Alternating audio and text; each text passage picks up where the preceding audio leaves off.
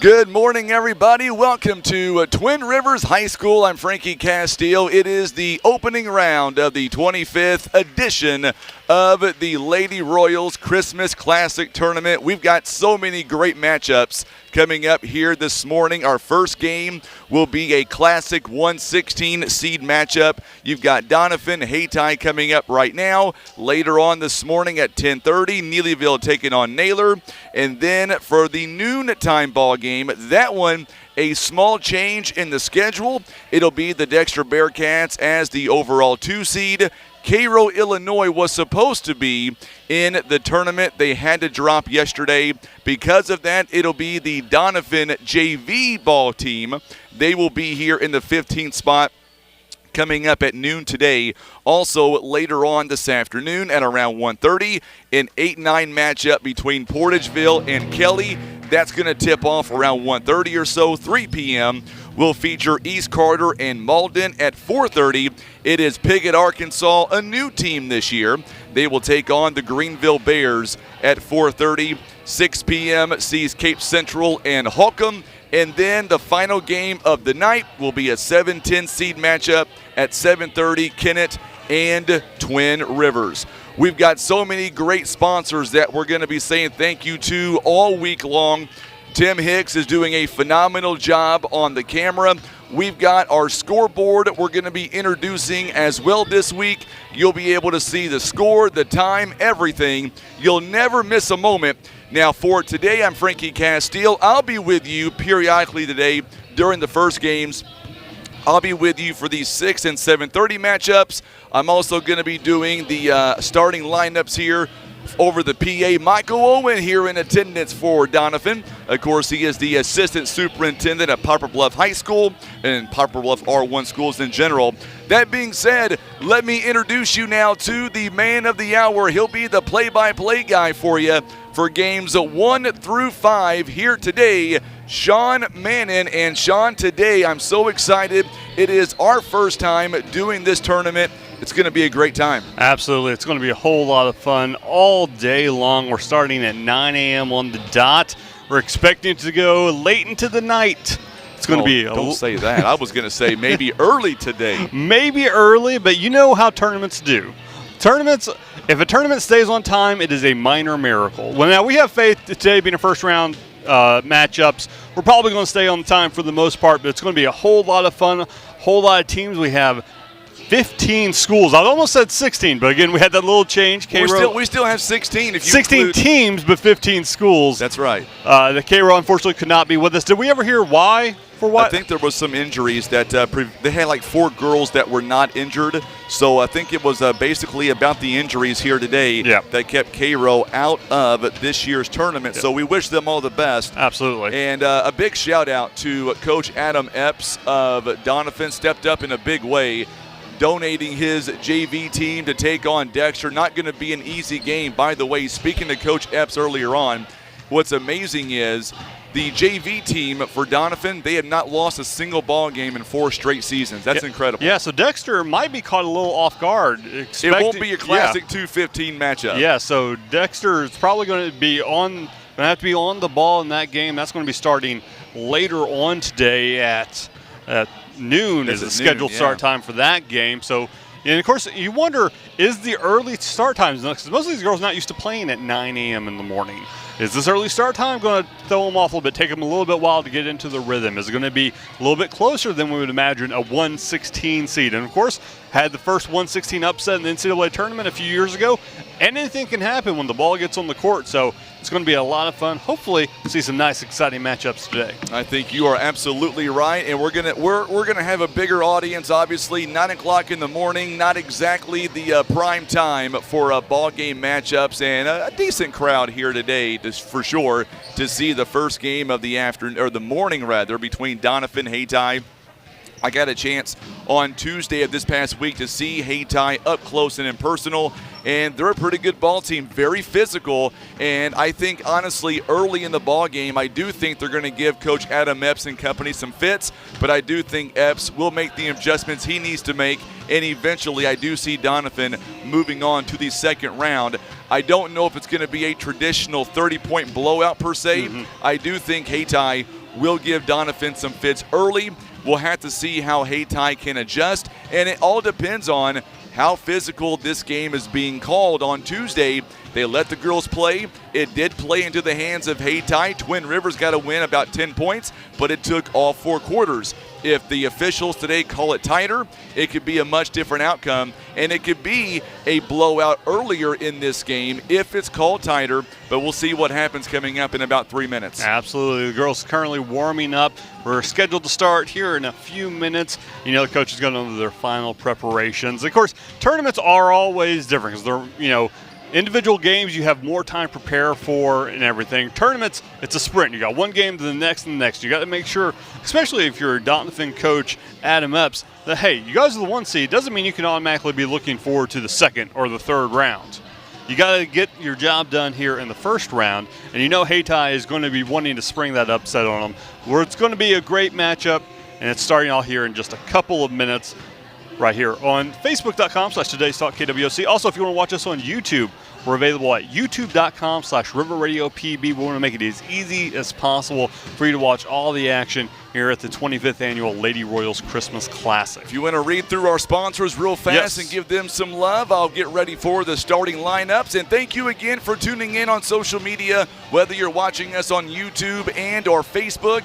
Comment, let us know exactly where you're watching at from this morning. Let us know what team you're going for. And we just are so excited to be with you here all morning long. Sean, take it away. Absolutely. Of course, we could not do the 25th Annual Lady Royals Christmas Classic without our title sponsor, Southern Care and Comfort.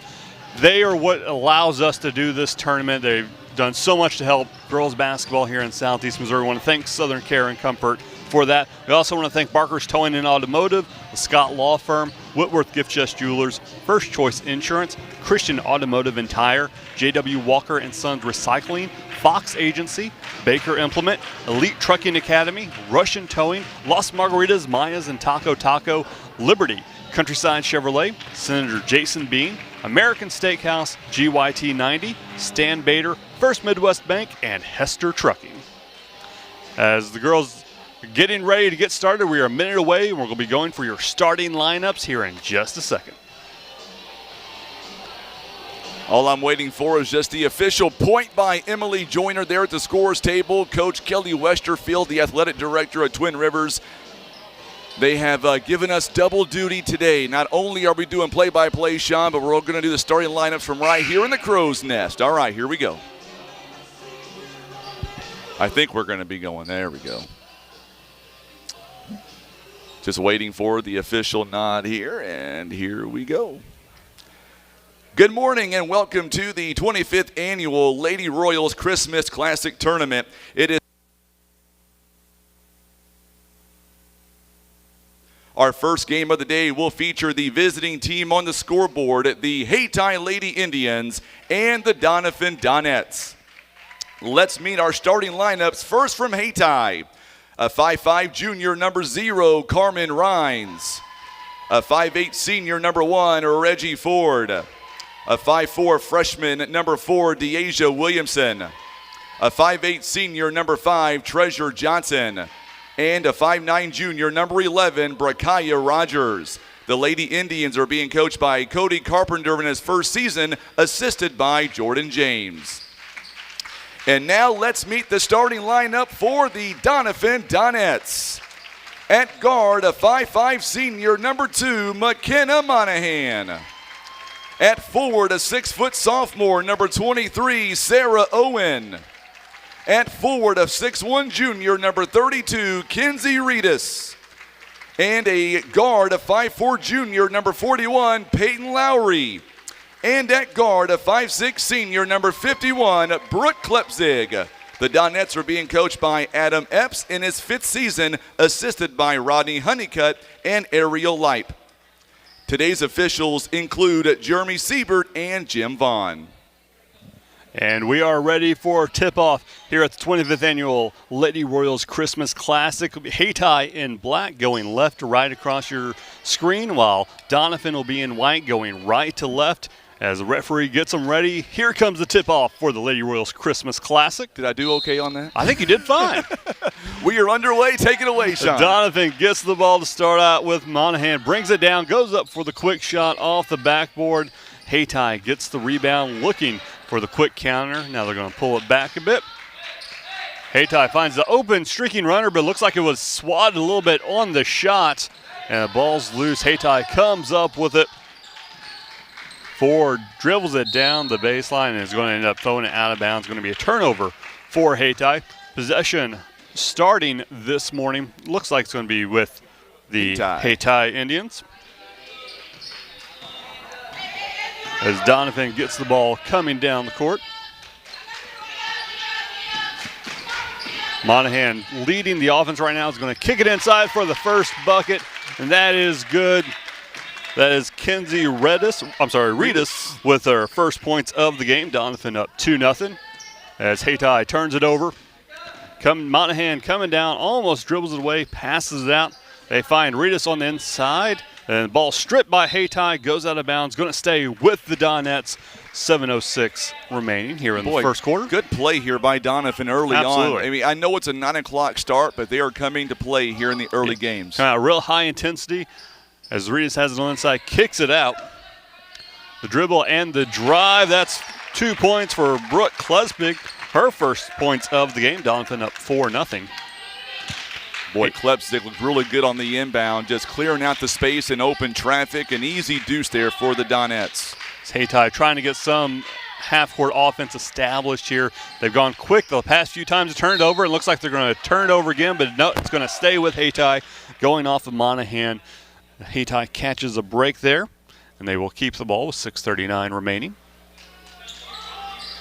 Long inbound pass, and it's going to be off the knee and out of bounds as Johnson, unable to hold on to the ball, ends up turning over. Another turnover for the Lady Indians. On Tuesday, she had to come out of the game against Twin Rivers. She had a shoulder injury. They wrapped it up, but, man, she was able to fight through the pain, come back in the fourth quarter. So Treasure Johnson, very tough athlete for Hayti. Yeah, she did real well all the way until the end on that play. And now inside with the shot and the foul. That's going to be another 2 points for Reedus, putting her at 4, and she's going to go to the free throw line for another one. I didn't see who exactly the foul is going to be called on. It's going to be on, I believe, Reggie Ford. Yeah, Reggie Ford, her first foul of the game, first foul for anyone. 6:19 remaining as Reedus steps to the free throw line for her extra point. Be a three-point play coming up. Make sure and share this feed for us on Facebook if you don't mind. Let us know where you're watching from. As Reedus' free throw goes off the back of the rim, Hayti with the rebound. As Doniphan putting on a full court press, 4 players on the front court, and they get the turnover. Monahan puts a little bit of an elbow out to create some space. She's going coast to coast, dishes it off. Oh, that was almost perfect for the Donettes. It's going to end up going up off of Hayty's Johnson, and Doniphan will keep the ball here. The inbound pass to Reedus. Reedus puts it up, and it's good. Absolutely. That's what her, a good move by Reedus. 6th point of the quarter. She's responsible for 6 of the game's 8 points. Doniphan up 8-0. That was a good inbound there by Peyton Lowry. There's another steal there by the Donettes. Reedus with the steal and the putback. She's now up to 8 points. And we're going to get a timeout called by Hayti. Doniphan up early, 10-0. 5:45 remaining here in the first quarter.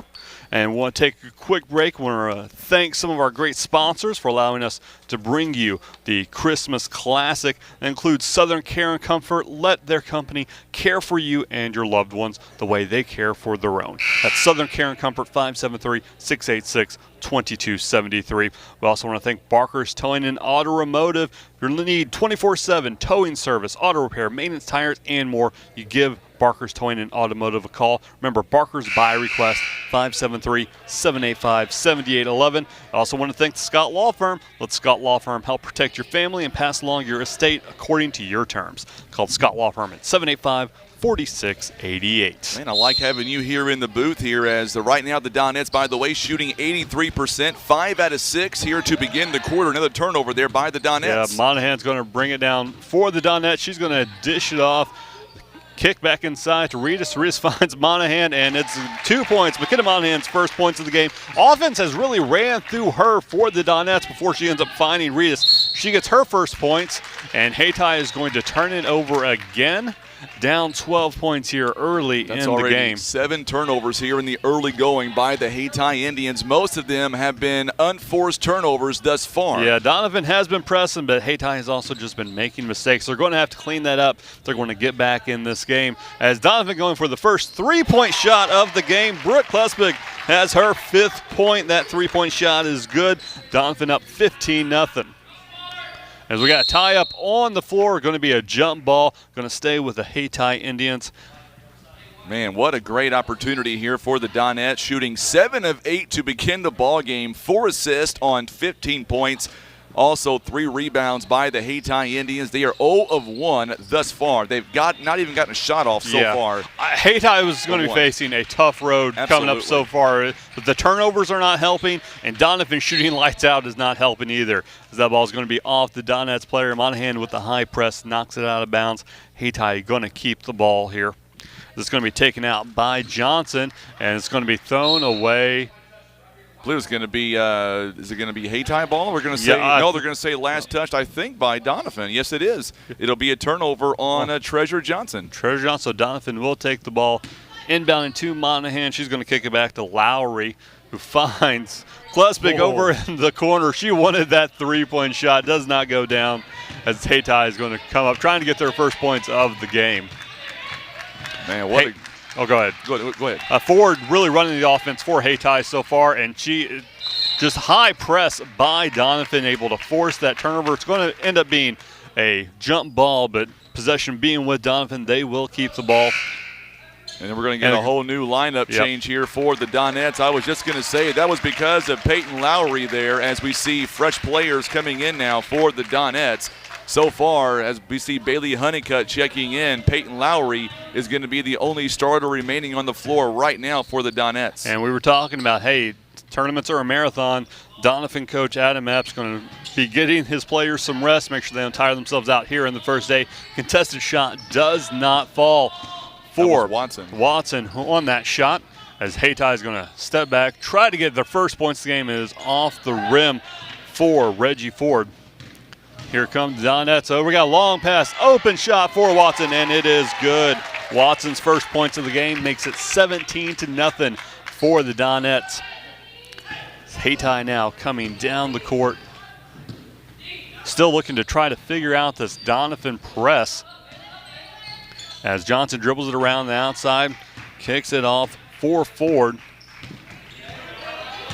Ford going to dribble down towards the baseline, step back, thought about taking a 3, pulls it back out. She's going to kick it over to Rhines. Hayti dribbling the outside, unable to get any much penetration. They are going to draw the foul. First foul of the game on Doniphan. Just got her hands a little bit too far inside, looking like that is going to be on Lowry. Yeah, Lowry, that'd be her. First foul of the game. Johnson with the dribble and the drive, and Hayti is on the board. Johnson with her first points of the game. Hayty's first points of the game is now 17-2.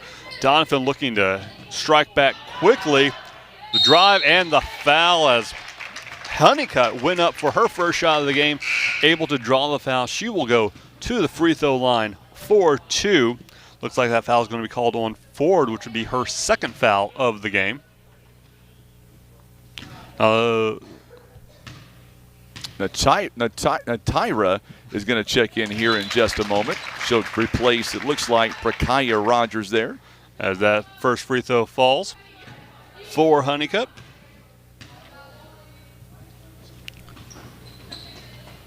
It's her first point of the game.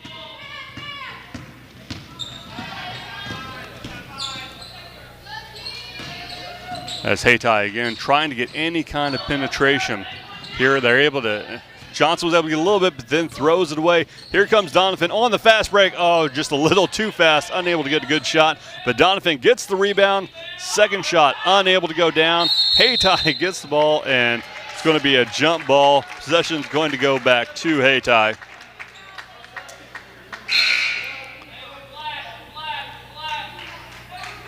As checking back in for the Donettes, McKenna Monahan. She's got 2 points in the game so far. Doniphan up 18-2 here. Hayti caught in the press again. Doniphan giving no quarter. Hayty's got a little bit of a fast break. Here comes the shot, and it falls. That's going to be Alexander's first points of the game. Doniphan, though, striking back quick. Thought about the three with the drive off the rim. Unable to get the shot to go down. Johnson coming back for Hayti. She's going to drive the baseline, puts it up just a little too hard, went over everything, but Hayti able to get the rebound. And now the three-point shot falls a little bit short for Rhines. Doniphan with the rebound, 2 minutes left. Oh, Hayti with the steal and the score. Hayti put a little bit of press on themselves, able to get some points on the board. That's going to be Alexander's fourth point of the game. Going to see it in the line change coming back in for the Donettes here momentarily. As Doniphan's going to do heavy rotation, I assume, throughout the game. Yeah. As Hayti is able to get the lead down to 12. Doniphan, though, next extends it back up to 14. That's going to be Watson's fourth point of the game. As Hayti turns it over again, Doniphan gets the steal. And Monahan's going to try to drive and make Hayti pay with a nice little layup attempt. Unable to get it to fall. Hayti has the ball on the ground. It's going to stay with Doniphan. Yeah, jump ball will be Doniphan's ball on the possession. 1:17 remaining. Doniphan up by 14, 20-6. Looks like we're going to get a timeout called on the court, 20-second timeout.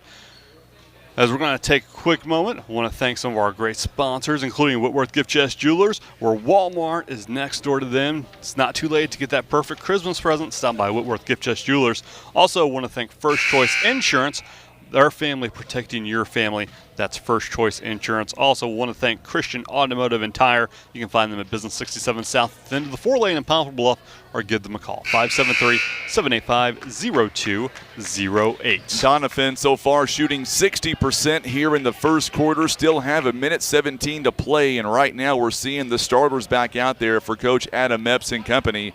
Doniphan, they are shooting lights out so far. They've got several assists, and they are forcing Hayti into a lot of turnovers here in the early going. Yeah, Hayti just been unable to really establish much of any offense. Doniphan goes in with the hook shot, unable to get the shot to fall. Hayti with the rebound. Johnson going to dribble it out, trying to get over onto the offensive side of the court. As she does, she's going to kick it back out for Ford. Ford surveying, dribbling to the right. She's cut off. Excellent defense by Monahan. Forces the turnover. Monahan's going to be coming back down the court, trying with the fast break. Oh, I thought she might have got fouled. Looks like Hayti got all the ball there. Ford down with the quick shot, and it's going to be an offensive foul against Reggie Ford. Excellent defense by the Donettes. Got her body in front of the player, drew the offensive foul. That's going to be number 2 I have on Reggie Ford. Doniphan, 43 seconds left, looking to get another quick basket or two, but they're throwing it away. Hayti will get the ball, 39 seconds remaining. Not a whole lot of fouls so far, only 3 fouls for Hayti, 1 for Doniphan. Olivia Taylor, by the way, just checked in for the Hayti Lady Indians. And here comes Hayti with the shot off the backboard, unable to get it to fall. Doniphan marching right down the court, giving no chance for a rest for Hayti. Monahan dribbles through everything and puts it up and in, her 4th point of the game. Doniphan back, extending that lead to 16 points, 13 seconds remaining. And we're going to get looks like traveled with it. Yep. And Doniphan will get the ball, 10 seconds left. We're going to see if Coach Epps is going to try to devise some quick little offensive play to get another 2 points before the end of the quarter. 14 turnovers already here by the Lady Indians. Doniphan shooting, 1 second remaining, and it is good. Doniphan, no relief whatsoever for Hayti as Klespick puts in her second 3 of the game. That's the end of the first quarter. Doniphan up 25-6. You're watching the 25th annual Lady Royals Christmas Classic here on Facebook.com/Today's Talk KWOC and YouTube.com/River Radio PB.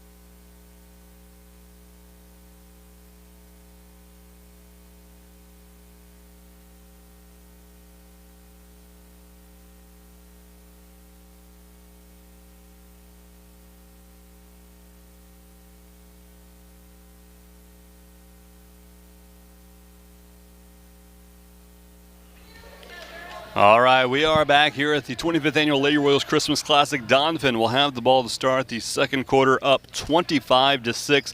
Now going right to left across your television screen, or your iPhone screen, or your iPad screen, or whatever screen you want. It looks like, the refs have conferred and switched it around. I thought it was going to be Hayti ball. I was waiting to see about that because it was Hayti to begin with. But anyways, they got it right, all that matters. Now it'll be Doniphan ball the next time around. Yeah, Hayti going to try to get some offense started here, down 19 in the second quarter.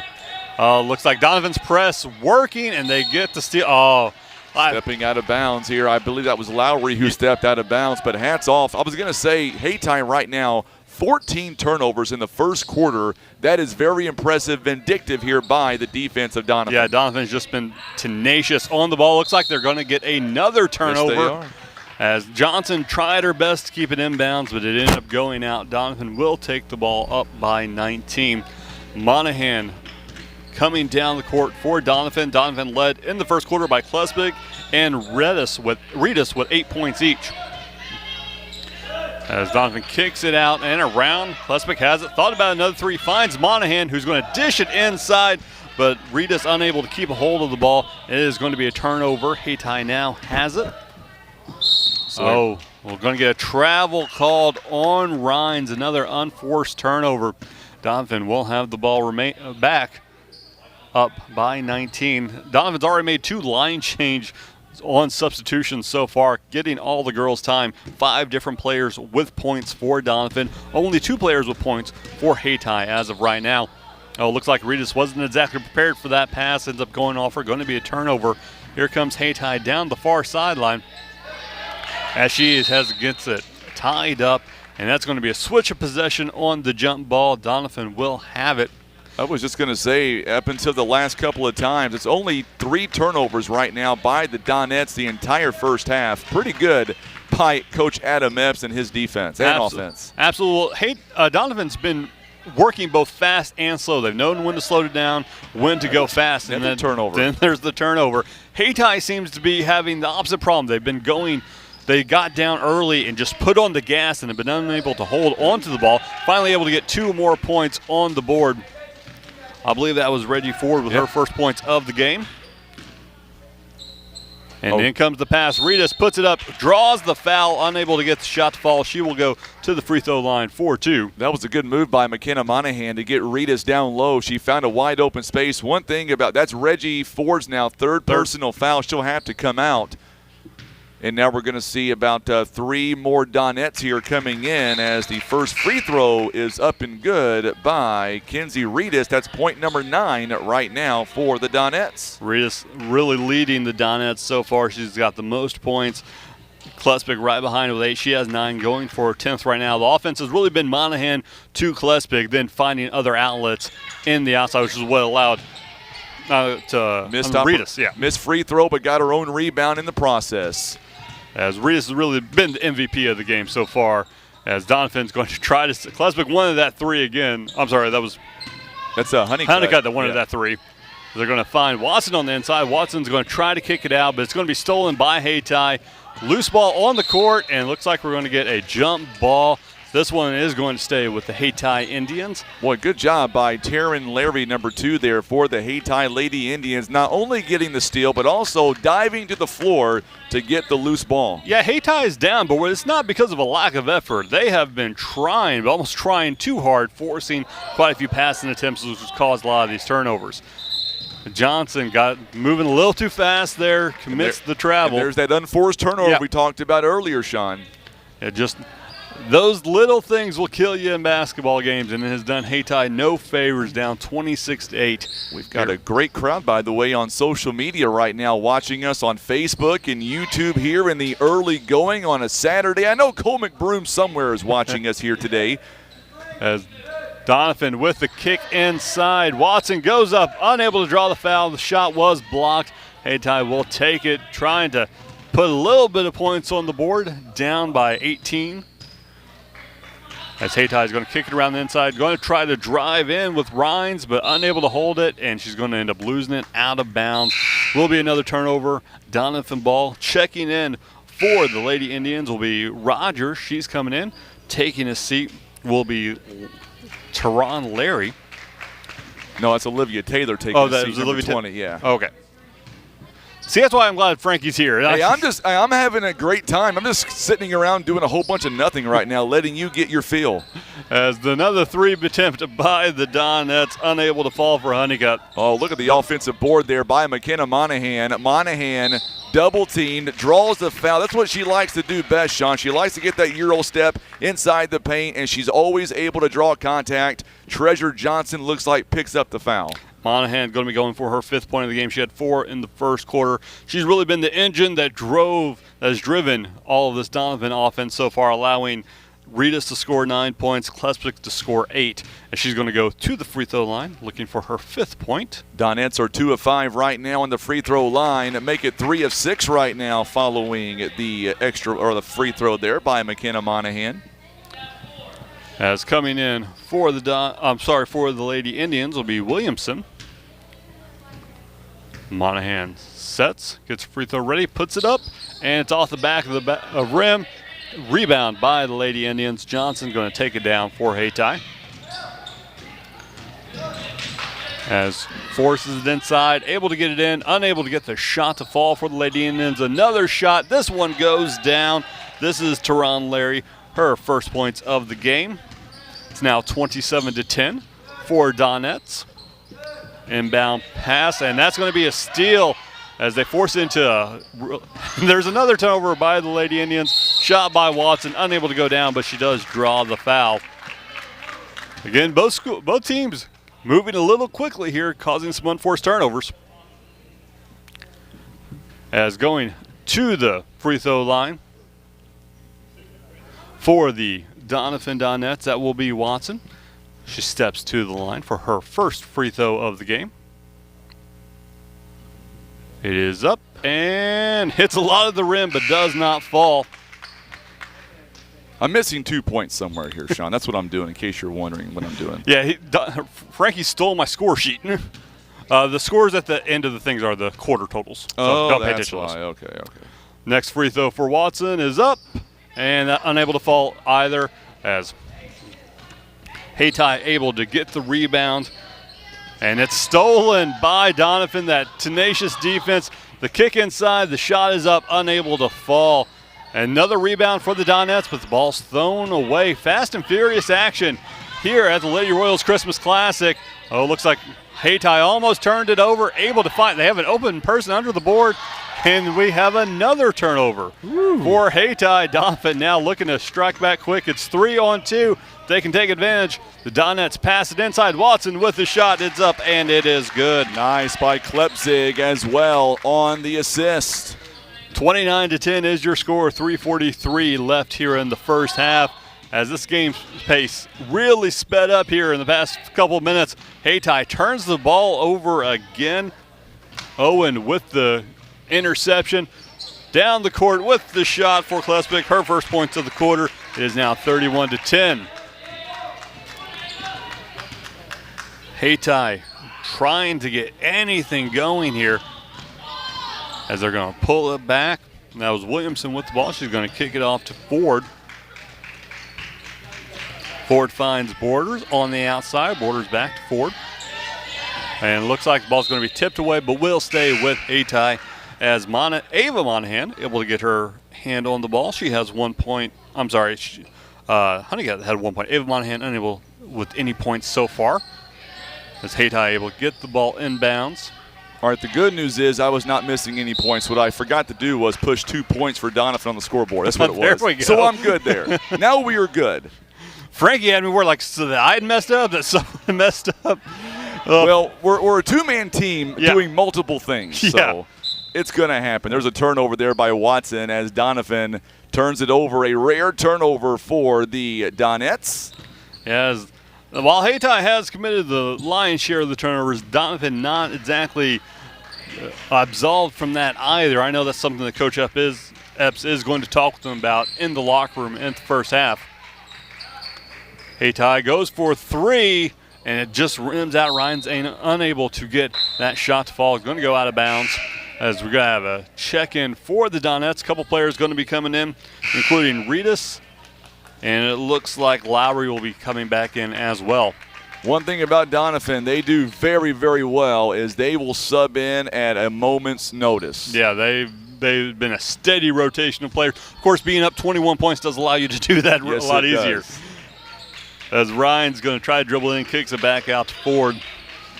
Ford finds Borders on the outside. Borders going to kick it back out to Ford, almost tipped away. Hayti going to dribble in. Rhines with the shot off the backboard and the rim, unable to get it to fall. Of course, that's also been the story today. Doniphan has been shooting lights out. Hayti anything but. On the inside, looks like that shot was blocked by Hayti. Going to be a jump ball, staying with the Donettes. 2:01 remaining here in the first half. Doniphan up 31-10 in this first round matchup. Doniphan, of course, the top seed. This is not exactly unexpected, as Ritas puts in her 3rd point of the quarter, 11th point overall. It's a nice play by Lowry again. They're on the inbound as the Donettes are able to get wide open and get those easy buckets inside the paint. Yeah, Doniphan just been playing very controlled on those inbound plays, finding some openings. It looks like we're going to get a foul called on the Donettes, their 2nd foul of the game. Looks like it is going to be called on Sarah Owen, her 1st foul. Fouls on Lowry and Owen for the Donettes. We got 3 fouls for Ford on Hayti. Oh, good job by the Donettes. It'll stay with Hayti, but man, battling on the floor. Brooke Klepzig also down there, Peyton Lowry. As Hayti looking to inbound, they're going to find Johnson outside on the perimeter. Just going to settle it down a little bit, kick it back out. And that shot unable to fall. Oh, that was an excellent effort by number 11, Rogers, for the Hayti Lady Indians, trying to keep that ball in the play. Unable to do so, however, it will be Doniphan's ball. As Doniphan coming down the court, Monahan surveying. No reason to rush. They got a commanding 23-point lead. Oh, big screen setup, and they find Ritas on the inside. That can't be stopped.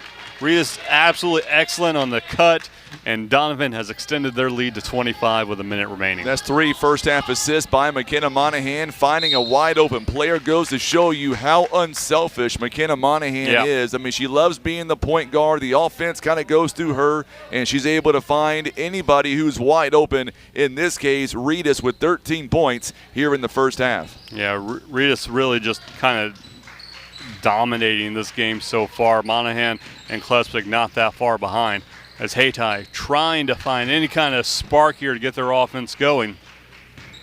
Rhines dribbles in, kicks it back out to Borders. Borders going to turn it over. Here comes the Hayti Lady Indians. Oh, the pass just a little too far. Lowry trying to get that pass off, just a little too much mustard on it. It's going to be a turnover. 42 seconds remaining here in the first half. I was going to say in the first half so far for the Hayti Lady Indians, already 21 turnovers right now. The Donettes have just 8. By the way, the Lady Indians out rebounding 13-11. However, Doniphan, they are shooting 58% right now. Yeah, Hayti is trying to do some long passes to stretch out the defense. That 3-point shot going to be a little bit wide for Hayti, and Hayti thought they had the rebound, but the Donettes, 2 players converged on the ball, forced the jump ball situation, and it will be Doniphan. 27 seconds remaining here in the first half. Treasure Johnson back in the ball game here as Doniphan leading at 35-10. Here comes the Doniphan Donettes trying to close out this first half. Open 3 in the corner, chose not to take it. He's going to kick it back out. Klepzig going to swing it back out to Lowry. Lowry with the dribble and the drive, unable to get the fall. Rebound by Ritas. She's not going to let those opportunities for points go by. And that's going to do it for the first half. Doniphan Donettes up 37-10 over the Hayti Lady Indians. You've been listening to and watching the 25th Annual Lady Royals Christmas Classic here on Facebook.com/Today's Talk KWOC and YouTube.com/River Radio PB. We'll be back with stats and highlights here in just a minute.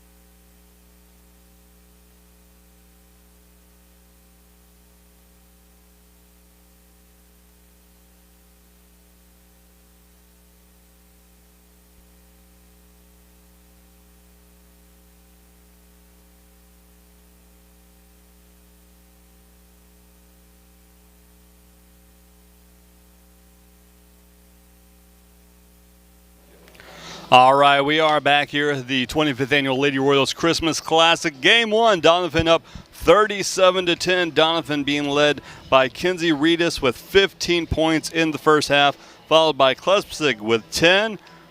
Watson with 6, McKenna Monahan with 5, and Bailey Honeycutt with 1. For Hayti, much more distributed point total here so far. Alexander leading them with 4 points, followed by 2 points each for Larry, Johnson, and for Ford. Foul trouble so far. Reggie Ford, 3 fouls for the Hayti Lady Indians. Treasure Johnson with 2, Brakea Rogers with 1. On Doniphan's side, 1 foul each for Owen and for Lowry. Of course, the big story of the game so far has been the defense by the Donettes, forcing Hayti into turnover after turnover after turnover. Frankie, how many turnovers did you say Hayti was at so far? 21. 21 turnovers. You know that Coach Carpenter with the Lady Indians is going to be going over that with them, how they need to keep better control of the ball. For Doniphan, I think there have been a few turnovers. I know that Coach Epps is going to talk with them about at the half. But other than that, hey, keep doing what you're doing. You're shooting lights out and doing a fantastic job as we go to the second half of this game 1. Frankie, what are your thoughts here on the game? I'm going to give you the first half stats here for both teams, if you don't mind, because we are a two-man team. For some reason here, Sean, on the scoreboard, on the period, it's going to second quarter and then overtime. Can you put the 4 quarters on there for some reason? It may have been a change. I'll blame it on Tim. Yes, because you have mode set to half. I'm just saying, I didn't set this up. I'm just the guy pushing the button. Oh, there's Tim. I thought he was out eating somewhere. So in the first quarter, the Doniphan Donettes outscoring Hayti 25-6. Second quarter, 12-4. Hayti a much better second quarter effort there. Looking at the overall numbers here, the Donettes shooting 16 out of 28 so far in the first half. 57%. They are 2 of 4 from behind the arc. Only 3 of 9, though, on the free throw line. 12 rebounds, 11 first half assists, 13 steals, 8 turnovers. Hayti Indians shooting 5 out of 15 overall, 33%. They are 0 of 4 from behind the arc. Also 13 rebounds, 4 of them offensive rebounds.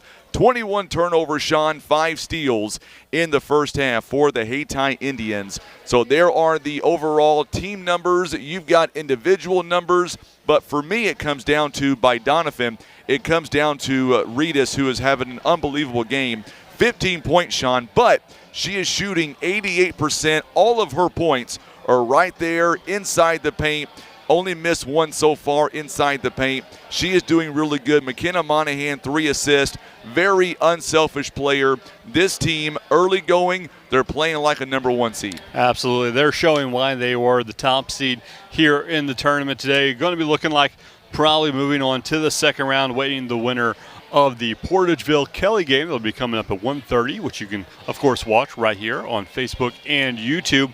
I want to take a quick break before we do our last break of the halftime show and let you know about some of our great sponsors, including Christian Automotive and Tire. They stock quality name brand tires that you know and trust. Find them at Business 67 South, at the end of the 4-lane in Poplar Bluff, or call 573-785-0208. Also want to thank J.W. Walker & Sons Recycling. Turn your scrap metal into cash at J.W. Walker & Sons, located east of Poplar Bluff on Highway B by calling you can go give them a call at 573-686-7840. We also want to thank Fox Agency. See Gail at the Fox Agency for all your insurance needs. Located at the Executive Mall here in Poplar Bluff, right next door to the UPS store. Also want to thank Baker Implement. Stop by Baker Implement on Highway B. Give them a call at 573-785-9628. Get a great deal on a versatile Kubota equipment today. Also want to thank Elite Trucking Academy. Elite Trucking Academy offers professional CDL training in Poplar Bluff. Start your driving career. Call Elite Trucking Academy today at 714-9319. We're going to take a break. We'll have second half action coming up for you next. Doniphan up 37-10 over Hayti. You're watching the 25th Annual Lady Royals Christmas Classic on Facebook.com/Today's Talk KWOC and YouTube.com/River Radio PB.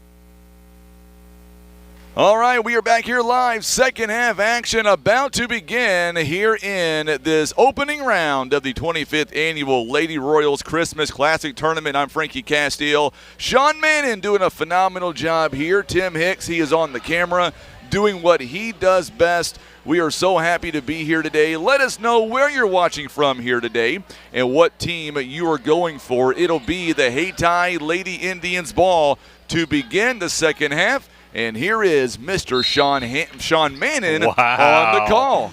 I wish I had Sean Hannity's paycheck because that sounded like where you were going. I'm not sure what I was thinking there. As Hayti will almost turn the ball over here at the start of the second half. So they've gone from turning the ball over to almost turning the ball over, which is an improvement for them so far. As Hayti is going to dribble it around the outside. Oh, looks almost with another turnover here by Hayti. Just not crisp on these passes at all. Johnson has it on the outside. He's going to dribble it in, put it off the backboard, unable to get the shot to fall. Doniphan with the rebound.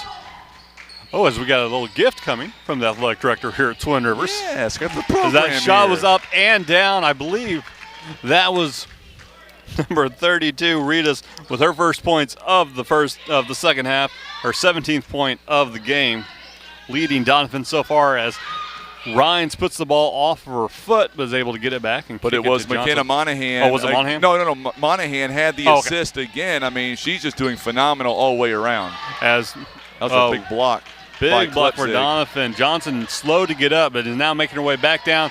The shot goes up and is good. That is Monahan's first points of the half. 41-10. 41-10, the lead for the Donettes. Almost said Lady Donettes. They're like the only team in the tournament that does not have a lady in their nickname. As Hayti tries to force the ball in, we have Ford able to get it back, puts the shot up, and it is good. Ford's fourth point of the game, 41-12 is the score. Doniphan, you can't leave Ritas down under the basket. You just can't do it, otherwise that's going to happen. Ritas' fourth point of the half. Foul going to be called with the late hit. But guess who got the assist again on the baseball-style pass? Monahan with the assist. That foul is going to be on Kanisa Rhines. It's going to be her first. Oh, no, I'm sorry. They've now changed. That's foul on Williamson, her first foul of the game. No, that's on Ford. They have it on Williamson on the board. No, they got it on Reggie Ford on the board. Number 1, Reggie Ford. Okay, yeah. I was misreading. It's been a while since I've been in a basketball game. Yeah, it's her fourth foul of the game, not number 4's first foul. As Doniphan comes back down with the ball. As you got to wonder how long Ford is going to stay out there, as a three-point shot is good for Peyton Lowry, her first points of the game. It's now 46-12 in favor of the Donettes. As that is a pretty good program that Frankie's been thumbing through over there. I'm looking for my logos in there, and I found them. That's what I was doing there. As Hayti, the ball is swatted, going to go out of bounds, staying with the Donettes. Referee Jim Vaughn there. Going to see a line change coming in for the Donettes. That's what the Donettes can do. They can do that to you. They can bring 4 or 5 in at any given moment. That's how good this team really is, and more importantly, how deep they really are. And you wonder if Coach was been wanting to get some of his JV players involved in this game as well before the switch happened, as the quick break on the turnover does not go down for Honeycutt, as it's going to go out of bounds. Going to be Hayty's ball. Yeah. Yep. Nope, it is going to be Hayti ball. Yep. I think there for a moment Peyton Lowry said, no, it's my ball. Yeah. But Coach Vaughn says, no, Yeah. it's going to be Hayti ball. Former basketball coach here at Twin Rivers is like, no, it's going to be Hayty's. They tried. You got to give them credit for trying. As that ball is almost a backcourt violation. Hayti finds Rhines on the inside. She's going to drive, put it up, and it goes down. Rhines' first points of the half. It is now 46-14, 4.5 minutes left here in the third quarter. Quick inside to Watson. Watson surrounded by 4 Hayti players, able to come out with the steal, but then stolen right back by the Donettes. Almost stolen by Hayti, but Donettes able to get the ball, trying to establish an offense. Going to get a turnover called on Honeycutt. That's going to be a walk, as Hayti will now take the ball. 4:05 remaining. So we do have a running clock here with the extended lead in the first half. No, I'm sorry, in the second half. That clock stayed running through that clock shouldn't have been. It runs in the fourth quarter, yes, but not in the third. And that clock is not stopping. I mean, I'm not going to complain. I'm just saying. Now the officials may. Well, you know what? What may have happened is the coaches may have got together and said, you know what, we're okay with it. If each coach agrees to it, it can still run. So I'm assuming that's what happened. Each coach knows the outcome of this game is going to be more games to be played here over the next couple of days, less of risk of being injured. I don't necessarily have a problem with it. It's just caught us off guard. His three-point shot is up and good. Haley Honeycutt doing her thing there. Honeycutt's fourth point of the game. 49-14 in favor of the Lady Donettes, as that is going to be a turnover as Ford got a little sloppy with the ball and just lost it out of bounds. Taking the ball out for the Donettes, that's going to be Taylor Davis. She now has the ball at the top key. Doniphan's going to put it up, and shot falls just short. Johnson going to try to barrel through three players, was able to get the blocking call. Looks like that's going to be on Ava Monahan, her first foul of the game. 2 minutes, 40 seconds left here in the third quarter. Larry's going to take it out for the Hayti Indians, going to pass it back inside as Rhines crosses the half-court line, gives it off to Johnson, almost kicks the ball away. Here comes the drive, and the shot is up and good. Reggie Ford, her fourth point of the second half. It is now 49-16. Favor of Doniphan. Three-point shot in the corner. Doniphan getting some three envy here in the third quarter, trying to knock down a few shots from beyond the line, as Johnson now going to turn it over for Hayti. Going to be Doniphan ball. Just under 2 minutes left here in the third quarter. Zella Earl says, great job, Donettes, tuning in this morning with us. Glad to have you with us, Zella. Lots of Doniphan fans are tuning in right now on Facebook and on social media and on YouTube, brother. Big crowd right now on YouTube, but glad to have them alongside this morning. As Honeycutt puts up another three. She hit one, and she's now determined to hit another as it's 49-16. I can't blame her. I mean, she's got the confidence right now. She's got the hot hands, so to speak. And there's no better time to do it than up by 33. So Hayti forcing good defense there, not fouling. Ball goes a little bit too far, almost over the backboard. Doniphan setting up their half-court offense. Going to kick back out to the top ski, inside to Watson. Watson almost loses it, puts it off the bottom of the backboard, and that is going to go out of bounds. It's going to be Hayti ball, less than 1 minute remaining here in the third quarter. Coming down, Rhines with the ball. Rhines with 2 points so far on the game today, here in the third quarter as well. She's going to kick it inside to Ford. Ford with a step-back jumper off the front of the rim. Doniphan with the rebound and the quick transition. Honeycutt coming down, thinks about three, kicks it back out. Doniphan doing real good with this movement around Honeycutt. Once that three does not fall for her. Oh, great defense by Rhines, able to force the jump ball, and it will be Hayty's ball. 14 seconds remaining. Clock is running, so they're going to need to get down the court. I got to tell you, man, I'm just impressed with the way that Doniphan's shooting, especially Bailey Honeycutt. The confidence off the charts right now. Yeah, three-point shot from Johnson, a little too hard. Doniphan's going to make a heave. Nope, it's going to be kind of knocked on the ground. That's going to be the end of your third quarter. Doniphan up 49-16 here in the first round of the Lady Royals Christmas Classic. While we got a second, I want to thank Russians Towing. When you need a tow this winter, remember, it's Russians to the rescue. 785-6349. Also want to thank Las Margaritas, Mayas, and Taco Taco. The Escobar family always proud to support high school athletics. They supported me and Frankie's stomachs yesterday with some great food over Las Margaritas as well. Just going to say that. We want to thank Liberty Sustaining Energy and Water for Life, proud sponsor of high school athletics. Countryside Chevrolet in Doniphan, carrying on the family tradition, whether you're going to feed cattle in the field or heading to the hospital for a 12-hour shift. That's Countryside Chevrolet. They're very proud of the work Doniphan's been doing so far here in the game today. I want to thank Jason Bean. He's wishing good luck to all the teams this year in the Lady Royals Christmas Classic Tournament. Big thanks to sponsor American Steakhouse. If you want a great family restaurant here in Southeast Missouri. Try American Steakhouse in Dexter. Call 624-8840. We also want to thank GYT90. That's Grow Your Trophy 90. Go to GYT90.com or like them on Facebook. I want to thank Stan Bader for residential, commercial, and all types of wood trusses. Stan Bader has been building wood trusses for over 47 years. All right, it's now time to start the fourth quarter. Doniphan up 49-16. Starters back in for Doniphan. Monahan has it, thought about three, going to dribble it in, puts it up off the front of the rim, unable to get it to go down. Rebound, though, to Doniphan, and that three-point shot is good. That looks like it's going to be Brooke Klespik, her third three of the game, first points of the half, 13th point of the game.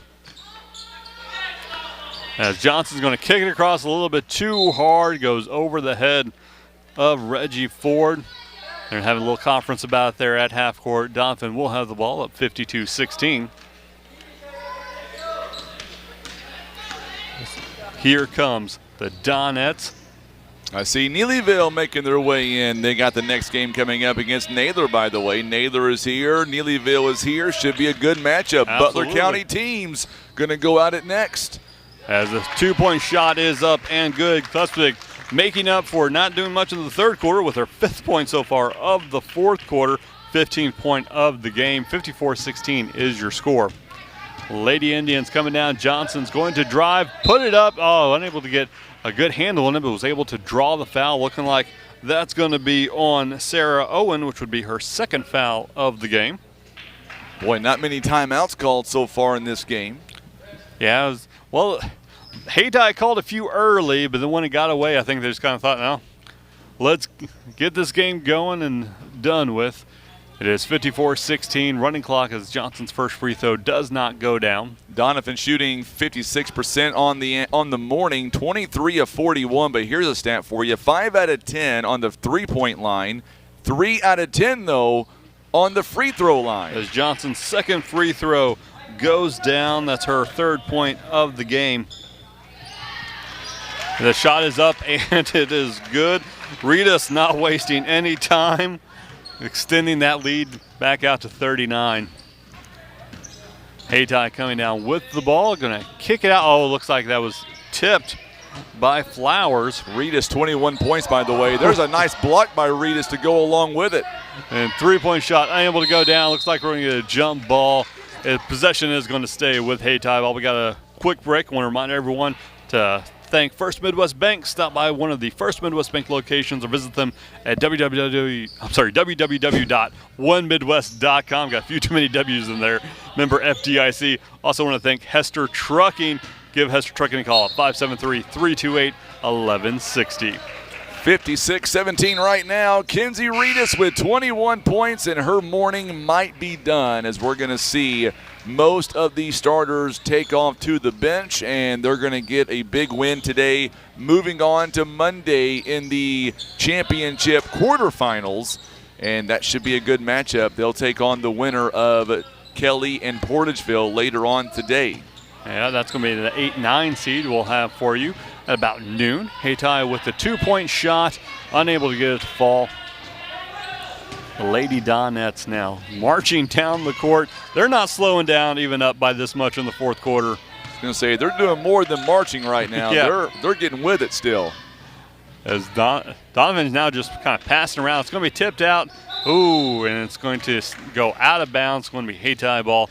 Nice effort. And that's okay, because I was going to say, if it wasn't for the fact that Taylor Davis went out of bounds with it, it could have been 2 points the other way, uncontested by Hayti. So, yeah, Davis gave all of her effort to get there, just unable to get there just in time. As Johnson with the ball for Hayti here on the near side of the court. 3-point shot is up, falls a little bit short for Teron Larry. As the long pass is picked off by Ford. Here comes Hayti. They are going to drive down the edge of the court, almost thrown away again. Lowry with the shot. Looks like going to be a blocking call. Yep. Well, it's going to be 2 free throws coming up for Ford. She will step to the line. She has 6 points on the game so far. I think Lowry going to be called for the foul, her second here at the ball game. First free throws up, just a little bit short. 56-17 is the score. Hayti only 1 of 3 right now on the free throw line. Been there just 3 times, and that tells you just how well Doniphan has played defensively, not allowing themselves to get in foul trouble here in this ballgame. Especially doing that with the high press they played for a lot of the game. As the second free throw goes down for Ford, her 5th point of the second half.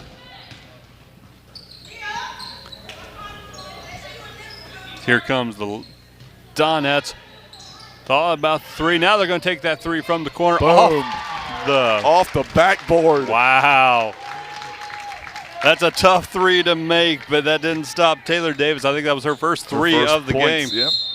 It's going to be a turnover there by the Lady Indians as Simone Flowers.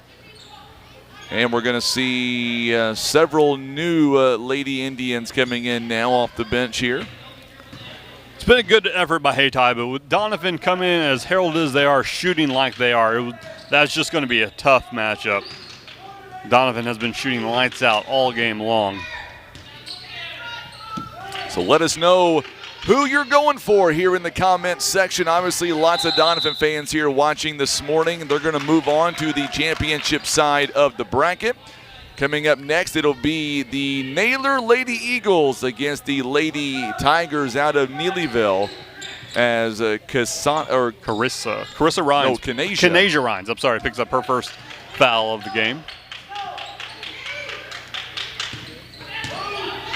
Doniphan trying to figure out this 2-3 zone that Hayti has established. Opens up a 3 on the outside, which Doniphan takes just a little too far for Honeycutt. Honeycutt now has it on the inside, puts up the shot just a little too high on the backboard. Johnson comes down with the rebound for Hayti. She's going to dribble it down the court, stop up, trying to get an offense going. The overbaked pass has been the plague of the Hayti Lady Indians this entire game. Absolutely. Coming up on just a minute 5 here to go in the ball game. So Doniphan going to move on to the next round on Monday. 8 games today, 8 games on Monday, 6 on Tuesday, 4 on Wednesday, and then maybe a snowstorm on Thursday. Yeah, we're not going to listen to Frankie for right now. But it's a possibility. I'm just saying Watson misses the shot, and it's going to be a rebound by Borders, and then she'll get called for the travel. Yeah, Borders unfortunately had her own teammate fall over her leg, which caused her to move that and commit the travel. Doniphan's going to kick it inside to Watson. Watson loses it, though, and we're going to get a jump ball with possession staying with the Donettes.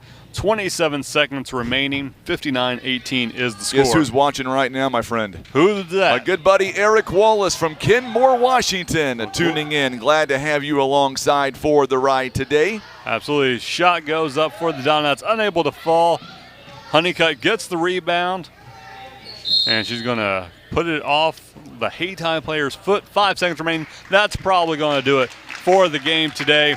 As Doniphan gets the win, 59-18, they move on to the second round here in the Lady Royals Christmas Classic. Final score, Doniphan will now move on to the championship side of the bracket. They will play Monday beginning at 3 p.m. The winner of the Portageville Kelly game later on today. Coming up next, it'll be the Lady Tigers and the Lady Eagles out of Naylor. Tip-off is coming up in about 10 minutes. As that's going to do it for the first round game. We'll take a quick break, be back with your final stats, and then we're going to get ready for our second matchup of the morning. Wait a minute, I thought we were done. I thought we were just one game and done just today. One? No, we are one game, Tim. We're going to start breaking down, buddy. Yeah. It's coming up next. Number 4, Neelyville takes on number 13, Naylor. We'll be back more on that here in just a minute. Keep it here on Facebook.com/Today's Talk KWOC and YouTube.com/River Radio PB.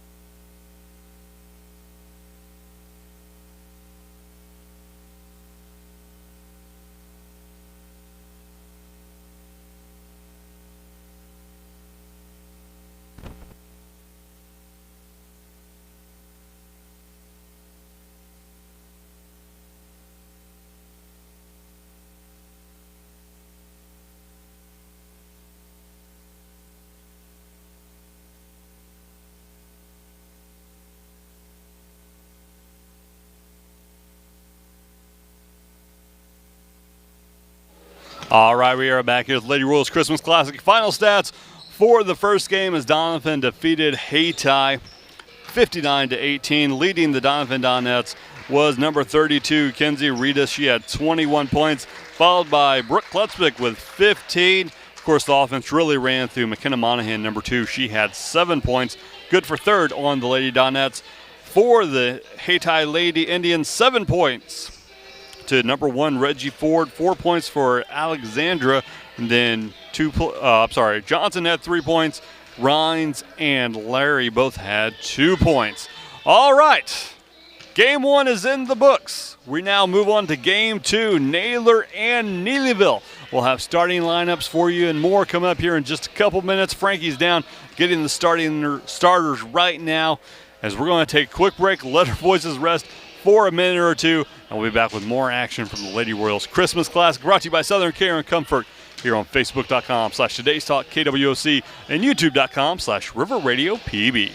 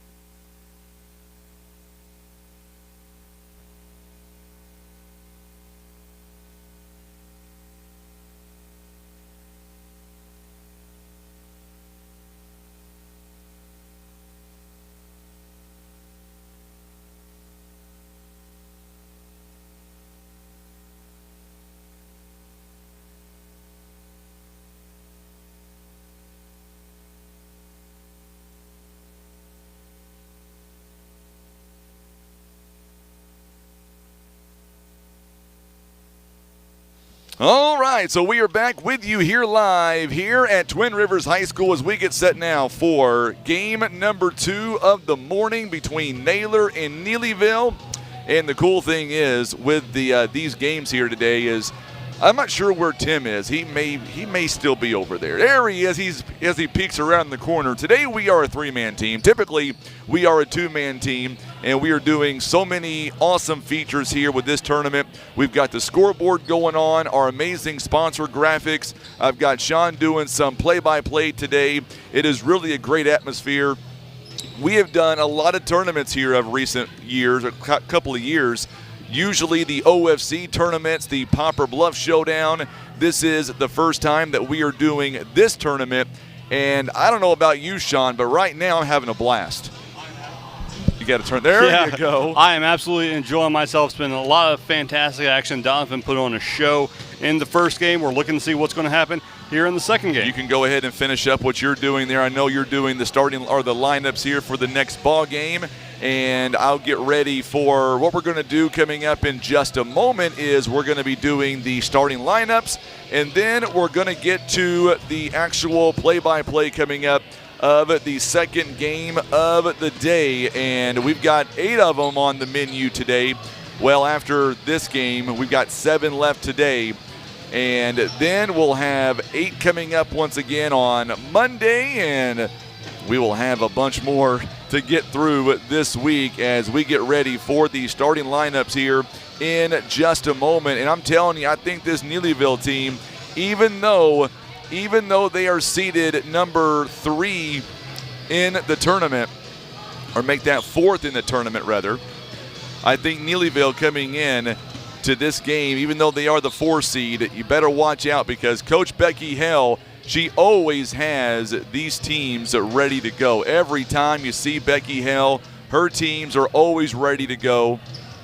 So we'll see what happens here today when we see the Lady Eagles and the Lady Tigers take the floor here in just a moment. A big shout out to all of our sponsors. A big thank you again to Tim Hicks for being here on the camera as he'll be here all 26 ball games. A big thank you to Sean Mannon, who has given up his Saturday to be with us play-by-play for the first 6 games.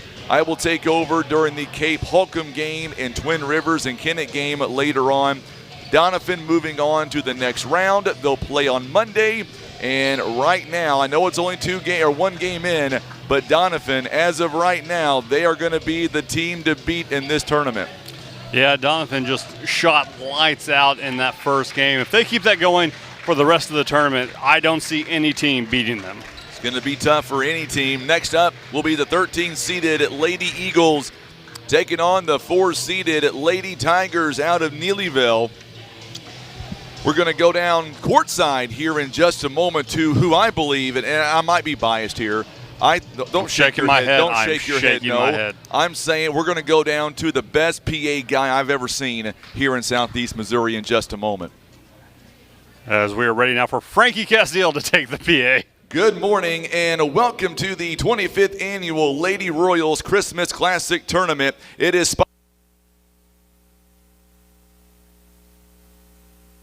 second game of the day will feature the visiting team on the scoreboard, the Naylor Lady Eagles and the Neelyville Lady Tigers.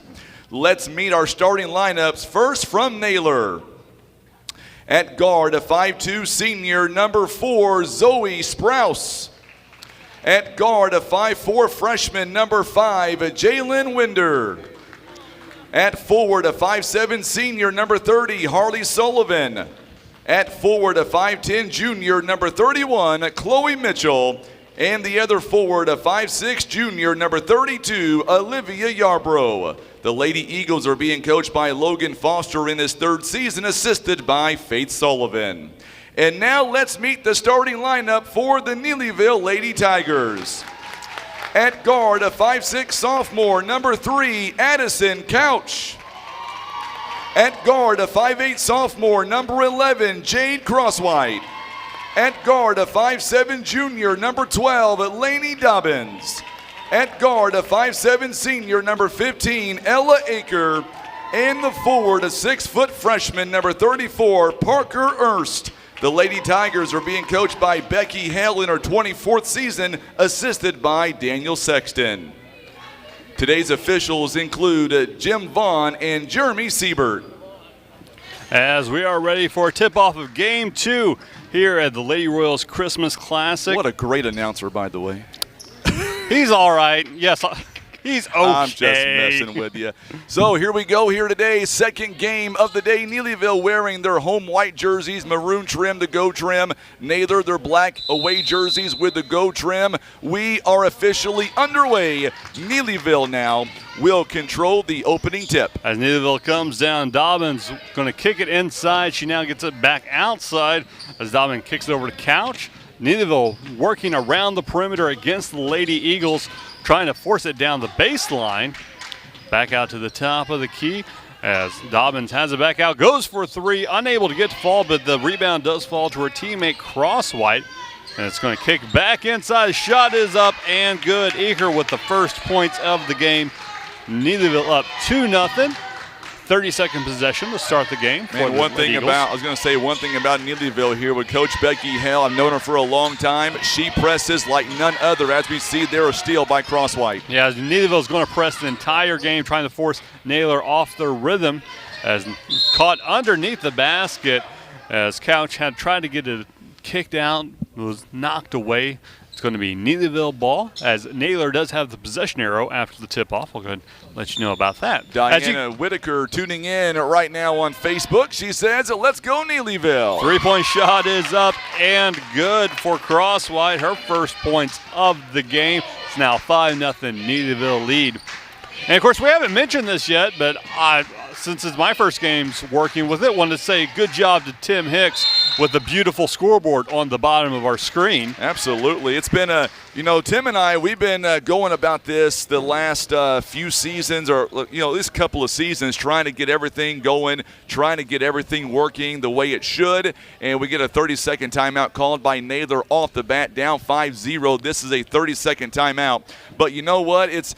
We're so happy to be able to bring the scoreboard to you. That way, if you're at home, you can follow along. You can see everything visually, see the score, see the time. It doesn't get any better. Yeah, it's just fantastic work from everyone here, getting all this so we can better bring you these games, and we're so happy to do it. But what I haven't told you yet is next game I'm going to let you do play-by-play, and I'm going to let you do the scoreboard so that way you get a feel for it. Well, we're going to see how this goes. Yes, we are. Naylor coach Alvin Wiggins really laid into his team about combating the press, and it seems to have worked out as Naylor gets their first points of the game. Yarborough. Who did you say? Coach Alvin Wiggins? You mean Logan Foster? He's the head coach of Naylor. Oh, you're talking about the K-Row coach. My papers got mixed up when I was looking at that coach. I did those wrong. That's my bad. Ooh, I love it. Got a foul there on the inbound, or I should say a foul against Naylor. It'll be on at number 31, Chloe Mitchell, her first. First foul of the game. As Neelyville is going to dribble and drive, gets blocked. The second shot is up. That is no good, and we're going to get it. Ball goes off of Neelyville. Will be Naylor's ball. Boy, Parker Erst there. She's 6 foot, only a freshman, and I got to tell you, as young as she is, I believe in the next couple of years, maybe by the end of this season, she'll be a force to be reckoned with by any high school team, being 6 foot.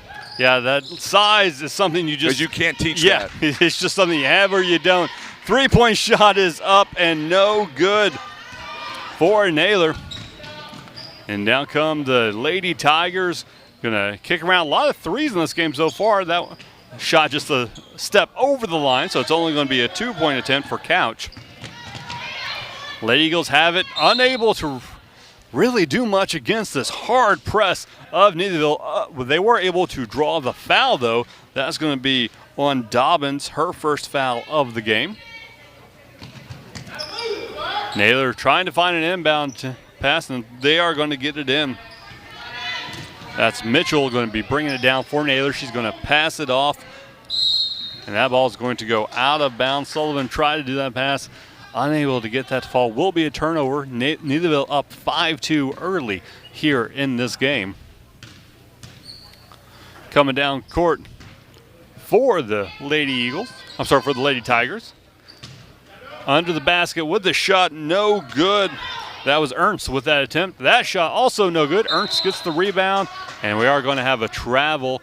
Ball will switch over to the Naylor Lady Eagles. Boy, Parker Ernst here early in the ball game didn't get the shot to go down, but she's using her size as a huge advantage in there. She is the tallest one on the floor right now for either team, and she's making it known. Yeah, by a little bit it looks like too. By quite a bit.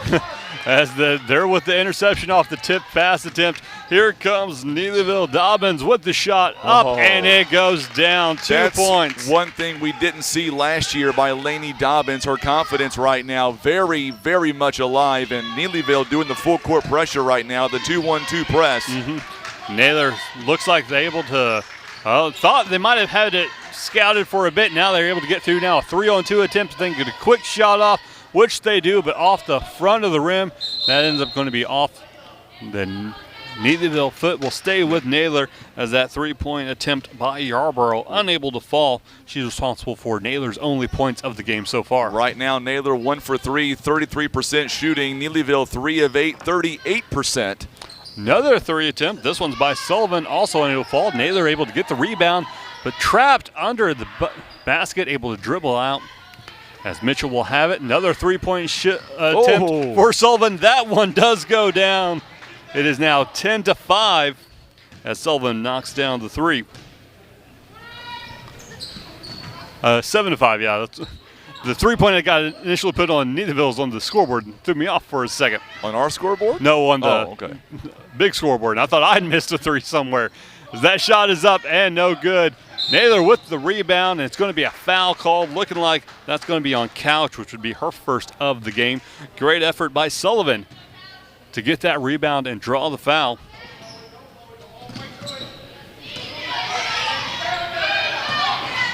And it looks like we're going to get a backcourt turnover. Ball's going to stay with Neelyville, or we're going to switch over to Neelyville. Big crowd here watching us right now on social media. We can't thank you enough to all of our folks watching us right now on Facebook and on YouTube. That shot is up, no good. Neelyville gets the rebound, though. The shot up from the free throw line does not fall. Naylor comes down with the rebound. That's going to be knocked out by Dobbins. Will stay Neelyville's ball as the foul has finally been put up for Couch, which would be her first foul of the game. You know, it's a weird deal because the last 5 years I have done the clock and the PA only for this tournament. And to be up here, it's a lot of fun, but it's also kind of bittersweet as well. Yeah, it's because you're doing a little bit different. It's a lot different. It's a lot of fun, believe it or not. Believe me, it's a lot of fun. I wouldn't trade it for anything in the world. I do want to give a big shout-out real fast. We see a blocking foul here. I want to give a big shout-out to Kelly Westerfield, also Coach Dave Crockett at Twin Rivers, the administration here, letting us come in on Tuesday, letting us come in yesterday and set up. They've been phenomenal to work with all the way around. As Neelyville has the ball in white, going right to left on your television screen. 3-point shot from the corner is up and no good. That's going to be off. Neelyville staying with Naylor. 2:55 remaining as the clock is running. And okay, looks like they just got stopped. Neelyville only shooting 23% right now here in the first half. Good step there by Ella Aker on the inbound. That shot's going to fall. Be Ella's 4th point of the game. Neither team shooting as well as Doniphan did. I think we might have got a little bit spoiled with that first game effort from the Donettes. Well, don't let this fool you. This is not indicative of how they play. No. They're going to wake up pretty soon. Yeah. Neelyville tried with the fast break attempt, and it's going to be a jump ball. Yeah. It's going to go to Naylor. Yeah, both teams are shooting fine. They're just not shooting great like Doniphan did. As Naylor will have the ball, 2:26 remaining here in the first quarter. Sullivan going to inbound it for the Lady Eagles. She finds Sprouse. Haven't said her name much here in the game so far.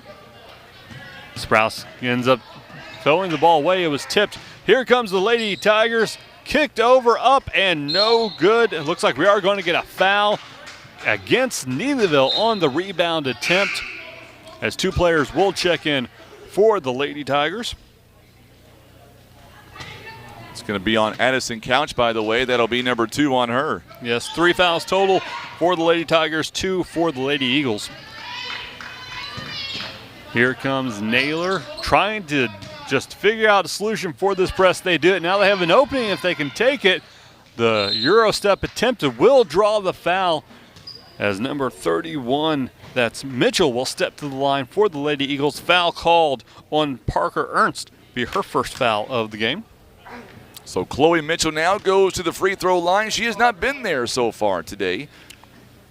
First free throw is up and good. Mitchell's first point of the game makes it a 9-6 ball game. Mitchell readies herself for the second shot. It's up and off the back of the rim. Neelyville trying to fast break, working real fast here.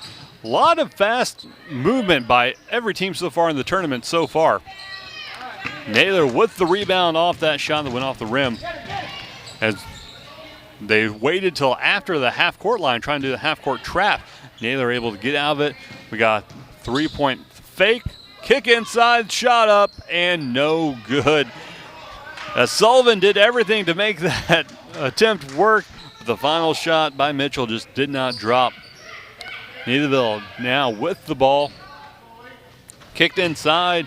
Oh, what a good backdoor pass. Excellent backdoor pass. That's going to fall for Crosswhite, her 5th point of the game.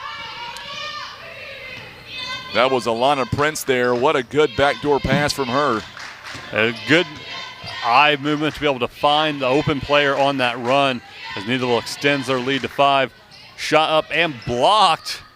And then foul drawn. Excellent effort by Sprouse to get a foul called. And she will go to the free throw line for 2. As it looks like that is going to be on 25. That'd be Prince, her first foul of the game. First free throw is up and good for Sprouse. It's now 11-7. We're going to see Olivia Yarborough back in the ball game for Alexis Holcomb now. 11-6 is the current score. Neelyville leading by 5. Second shot is up and good. Sprouse has her second point of the game. It is now 11-8. We are 1 minute remaining here in the first quarter. Lady Tigers going to pass it around the outside. A lot of point distribution. 4 different players with points for the Lady Eagles. 3 points. 3 players with different points for the Lady Tigers. That shot is up and it is good. Parker Ernst, her first points of the game. 13-8 is your score. Lady Eagles slowing it down, beating the press and drawing the foul. That's going to be Prince's second foul in as many minutes. 6th foul for the Lady Tigers. Not quite to the bonus yet. The next one will put them there. We're going to see coming in now for the Lady Tigers. Reese Dobbins will come in. She's a freshman. She'll step in for Alana Prince. You said, is it possible a team could have 18 players on a roster? You look at that Neelyville bench right there. I think it's possible. It's like a clown car of benches, just more players appearing out of nowhere as the Tigers going to try to get the final points of the quarter. 10 seconds remaining. Kick it to the inside, and we're going to get a jump ball. Oh, Sprouse wanted the steal. The referees called the jump ball before that could happen. That's a big deal because now the possession arrow stays with Neelyville, but coming up in the second quarter is going to favor Naylor, who's only down by 5 points. Yep. Neelyville is going to do a quick shot from the free throw line. That goes up and hits nothing but net for Ernst, her 4th point of the game. 2 seconds remaining, and the Eagles are just going to get to the end of the first quarter. That's going to do it for your first quarter. Neelyville up 15-8 over the Naylor Lady Eagles. You're watching the 25th annual Lady Royals Christmas Classic here on Facebook.com/KWOC and today's Talk KWOC. And YouTube.com/River Radio PB as Frankie stares. No, I was going to say, I was actually going to get to the fact that here you look at the score right now. It's 7-point ball game for Neelyville. Neelyville out-rebounding Naylor right now, 10-5. But what the most important thing is that Naylor, or I should say Neelyville, with 5 offensive rebounds, only 2 turnovers here in the ball game. Not shooting as well, 37%. You look at Naylor, by the way, only 2 turnovers. Naylor with 6 turnovers right now, 5 rebounds, 1 offensive, 2 out of 8 shooting-wise at 25%. But you're only down by 7. If you're Coach Logan Foster, as we've seen Coach Gene Deckard walking in the gym right now, I was going to say, for Naylor, you got to take that as a win right now. Yeah, absolutely. They're still in this game. They're only down by 7. They can definitely make that up. Point distribution, 4 players scoring for each team. No player has among 5 points. Cross white for the Lady Tigers leading the entire game, both teams, with 5 points so far. As we're ready to start the second quarter, Naylor going to inbound it. Coming down the court, Sprouse for the Lady Eagles. Naylor in black going left to right across your television screen. Sullivan for Naylor is going to kick it inside to Yarborough. Yarborough back to Sullivan for 3, no good. Rebound by Parker Ernst. Using that size to her advantage already in this ball game. She just reaches her hands up, and she has almost every player on the court beat. She's only a freshman, too. That's just incredible. Yeah, she's going to be something to watch out for here over the next few years. Backdoor pass outside to Cross White. Unable to go down. Naylor able to really get moving. They have 2 players down the court. If she would have seen them, Coach Foster for Naylor upset that she did not see the 2 open players. This foul going to be called on Neelyville. Looks like that's going to be Couch's 3rd foul of the game. No, they're going to call that on. They gave it to Naylor, Harley Sullivan. Oh, yep, sure did. I apologize about that. Oh, 3-point basket from the wing. Jade Crosswhite on the inbound, 18-8 now. That's the first points of the third quarter, 18-8, 10-point lead for Neelyville. It's pretty fast pace, isn't it? It is. It's moving real quickly. No one's really wanting to stop and step in offense. Fast up and down the court. A lot of nice action. Great to watch, I will say that. A little less easy to talk over, though. As the shot is up and good for the Naylor Lady Eagles. That's going to be Mattingly, her first points of the game off the bench. Neelyville getting their offense set up. Jalen Winder scored that. Oh, Jalen Winder, I apologize. Number 5 for Naylor. Good assist by the Eagles as well. 18-10 now the score. As Neelyville dribbles it inside off the back of the rim. And that's going to go off of Naylor. Going to go off of Neelyville. It'll be Naylor's ball. Boy, Ella Aker doing a good job battling inside. I thought she was going to. That was a nice shot. Just didn't fall for her. 6:17 to play here in the first half. 18-10. Lady Tigers lead by 8. Here come the Lady Eagles. That's going to be Yarborough down the court. And she's going to try to pass it inside for Mattingly. Sullivan. Sullivan puts it up. Unable to get down. Oh, excellent effort by Sullivan to dive out of bounds and throw it off of the Neelyville. Ella Aker went off of her knee. She tried to grab it, unable to do so. It will be Naylor's ball, down by 8. 6 minutes remaining. So one thing about this game that's already taking to fruition is the fact, as we see Hardy Sullivan. Faith is her sister, who is the assistant coach on the bench right now. That's going to be the foul on Crosswhite, her first of the game. I was going to say it's in the bonus now. I was going to say one thing about this game is bench perception. In Neelyville, they go very deep. Naylor only has 2 subs on that bench. So once you start getting into the fourth quarter, it could be very interesting. For Naylor, you want to keep it close, because if it's not close, it'll be hard to catch up in the fourth quarter. Yeah, because especially with the fast pace of this game, players are going to get tired as the second free throw drops for Sullivan. Here come the Lady Tigers.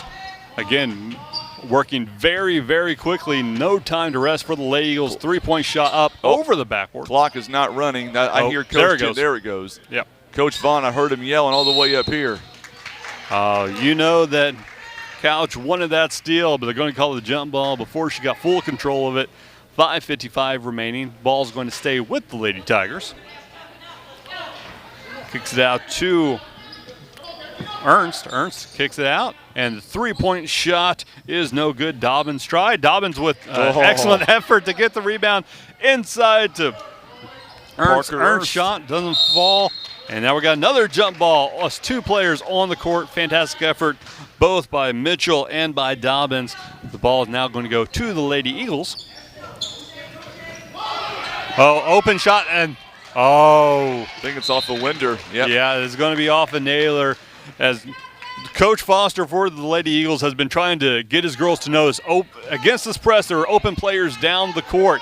They finally do notice it, and then just unable to corral the long-range pass.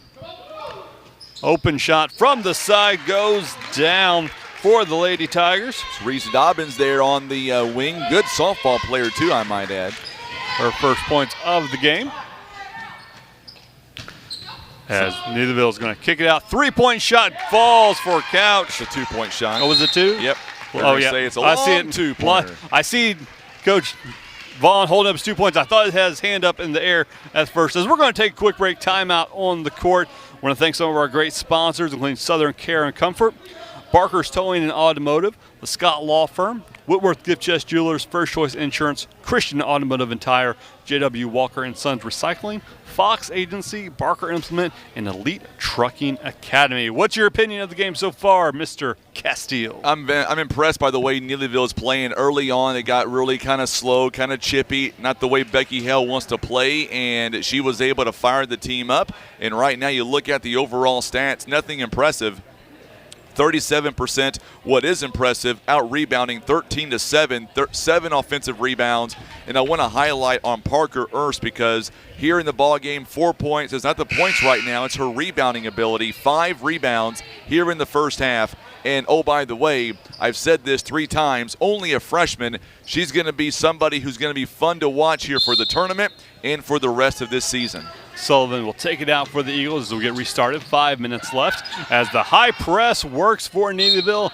But, hey, that's good by Olivia Yarbrough to know where she is, knowing her surroundings, throwing it off of Laney Dobbins, but good pressure by Neelyville here in the early going. Yes, that pressure has been working for the most part for Neelyville as the turnover. The quick shot is up, unable to fall.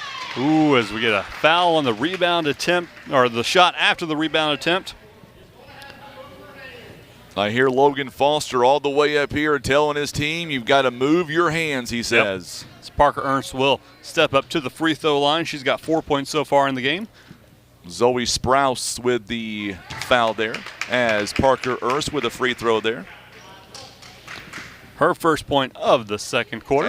As physical as they are inside, that is the first free throw attempt by Neelyville here in the ballgame. Mm-hmm.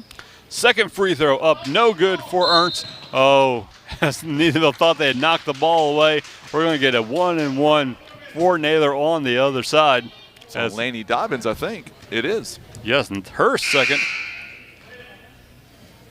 Going to the free throw line for the Lady Eagles will be Sullivan. She's got 5 points in the game so far, down by 11 here in the second quarter. As we have a 1-and-1 because Neelyville's got 8 fouls on the game so far. Naylor is in the bonus. First free throw is up and good. Sullivan's third connected free throw here in the second quarter. She is 3 for 3 here in the ball game.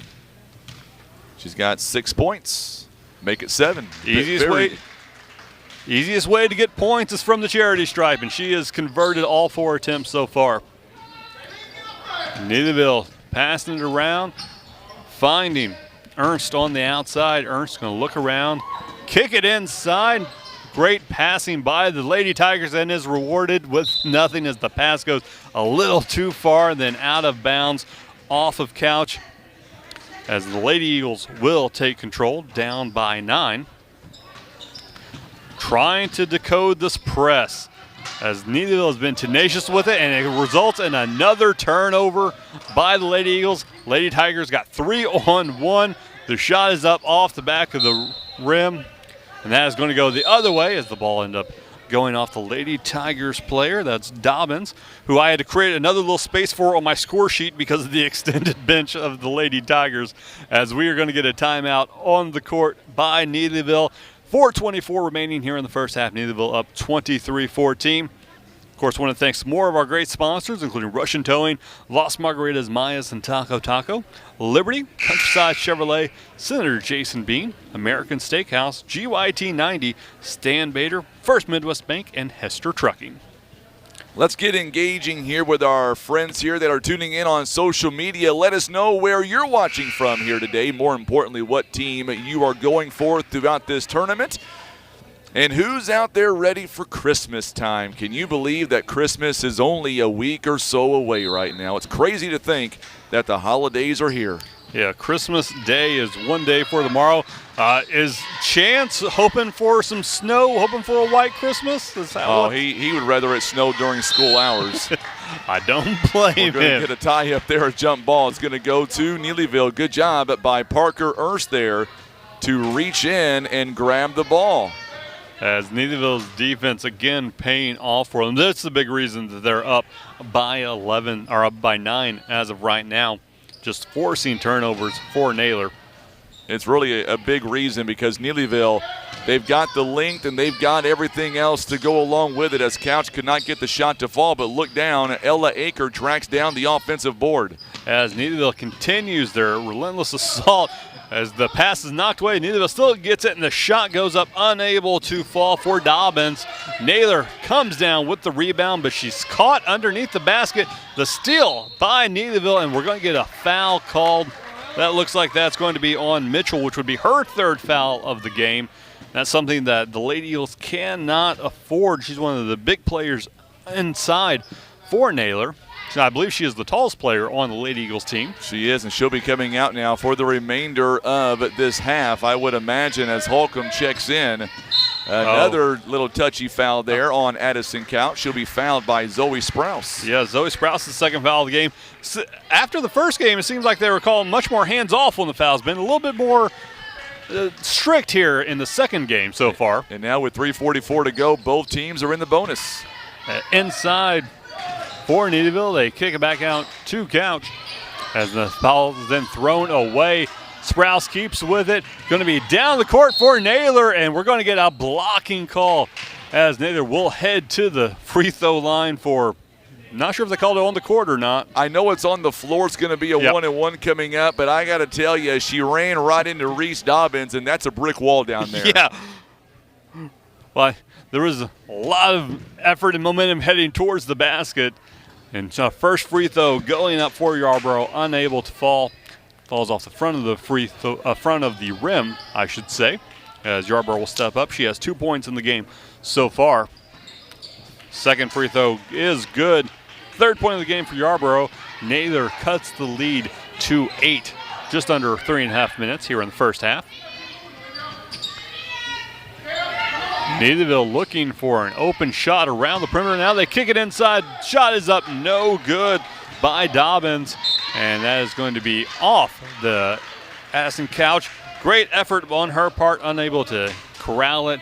And will be Lady Eagles ball, trying to get this down to at least a 6-point lead here as we get closer to halftime. Make sure if you're watching us on YouTube here this morning, hit that subscribe button for us on YouTube. We'll be here all week.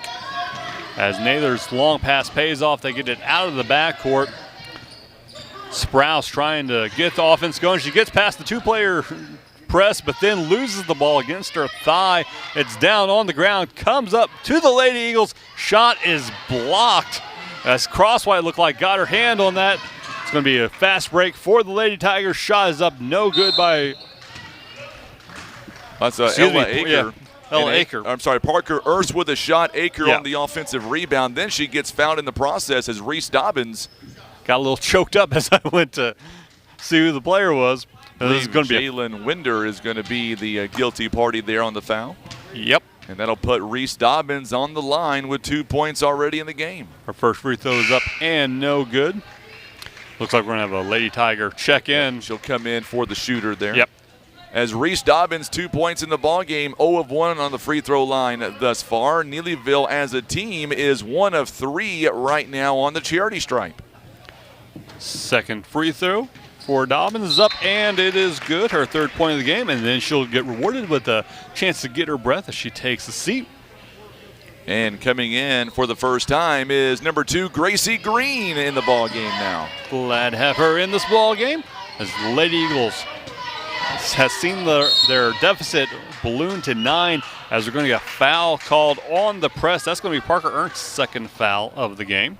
And that's going to be double bonus now the rest of the way with about 2:32 to go here in the first half. 10th foul of the half for the Lady Tigers. 7 fouls so far for the Lady Eagles. Stepping up to the line, Sullivan. She's 4 for 4 from the free throw line so far. She's got 7 points in general. Make it 8 points now. Getting her to the line might be Naylor's best offensive option so far, as she's gotten 5 points from the free throw line, and that is the 6th. She has practiced her free throws. They're only down by a touchdown right now. Yeah. This is well within reach for the Lady Eagles. Can I make a football reference? Always. No, I can't stop you. You're my boss. Oh, okay. Good bounce pass there by Ella Aker. It was tipped around by, it looks like that's number 5, Winder there. Good job by Naylor. Man, their defense has really stepped up in the last 3 minutes. Yeah, good job kind of limiting Neelyville's offensive opportunities. Aker could not get the shot to fall, but Crosswhite comes back down with it. 3 players came together and went to the ground going for the rebound. Neelyville, though, still keeping with the ball. Going to pass it inside, and that does fall for Ernst. Ernst. That's what it is, as Addison Couch, 3 offensive rebounds, lobs it up to your 6-foot freshman, and she does the rest. She's got 7 points. That ball's going to be thrown away by number, I think it's Harley Sullivan may have threw it away. I think she got just a little too much lift on the ball, caught a player that was streaking the opposite way. I thought maybe for a second it was going to be touched by Neelyville, but nope. As the shot is up from the free throw line for Eker, unable to fall. She tries to get it to Ernst. Ernst then pass it on the ground as it goes around the outside of the perimeter for the Lady Tigers. Eker kicks it back to Ernst. Ernst with an easy shot from the block, and she's not going to miss that. No. Her 5th point of the 2nd quarter. She's got 9 for the ball game, and now quickly, I think maybe Becky may have heard what I said about being down by a touchdown for Naylor, and she's picked up the intensity. As Eker looked like was not able to get completely set, and that's going to be her first foul of the game. As stepping to the free throw line will be Zoe Sprouse for 2. I got lost in the game and forgot the scoreboard on the TV screen there. My bad. And just think it's going to, later on today, it's just going to be one of us operating both of these things. I know. Going to see Ella Aker taking a seat as Aker picks up her 2nd personal foul. Sprouse to the line. She's got 2 points for the game so far, both on free throws. That one is up and good.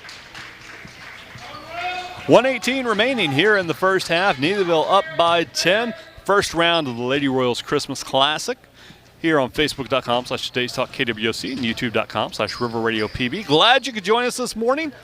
As the 3-point shot is up, and that falls for Crosswhite. Her 2nd 3 of the quarter, 3rd of the game. She's got 11 points for the Lady Tigers. That was great ball movement. There you go again, Olivia Yarborough throwing it off of Parker Ernst, but the ball movement there by Addison Couch to Jade Crosswhite, wide open behind the arc, draining a 3-point basket. Just like that, Neelyville is able to double up on Naylor. As here comes the Lady Tigers, almost lose the ball crossing the half-court line. Lady Eagles tried to do the throw it off the knee, did not work, as then Couch lost it going up for the layup, and it's going to be out of bounds. Turnover for the Lady Tigers. Will stay with the Lady Eagles, 42.9 seconds remaining. 4 turnovers here by Neelyville, 12 by Naylor in the first half. As you know, the Lady Eagles coach is going to stress with them looking for the long pass to beat this press. As the Lady Tigers with another turnover. Here come the Lady Tigers, 3-on-1, as we're going to get a blocking foul called on Couch. That's going to be her 3rd foul of the game.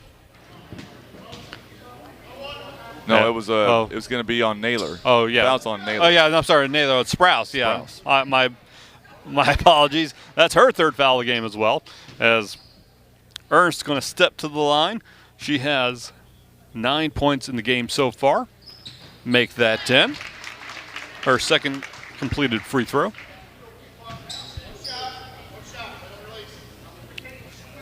Parker now in double digits here in the first half. She's 1 of 2 for Neelyville in double figures.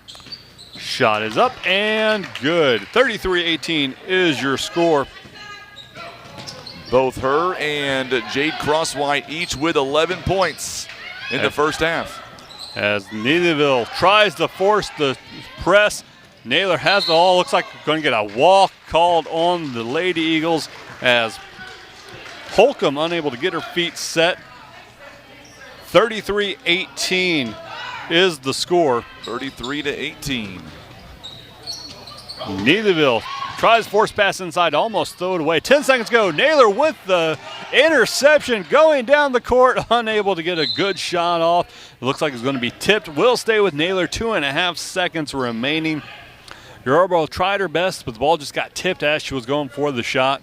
Caused to fall short. They're going to get a quick shot here to end the first half. That's going to be off of Neelyville again.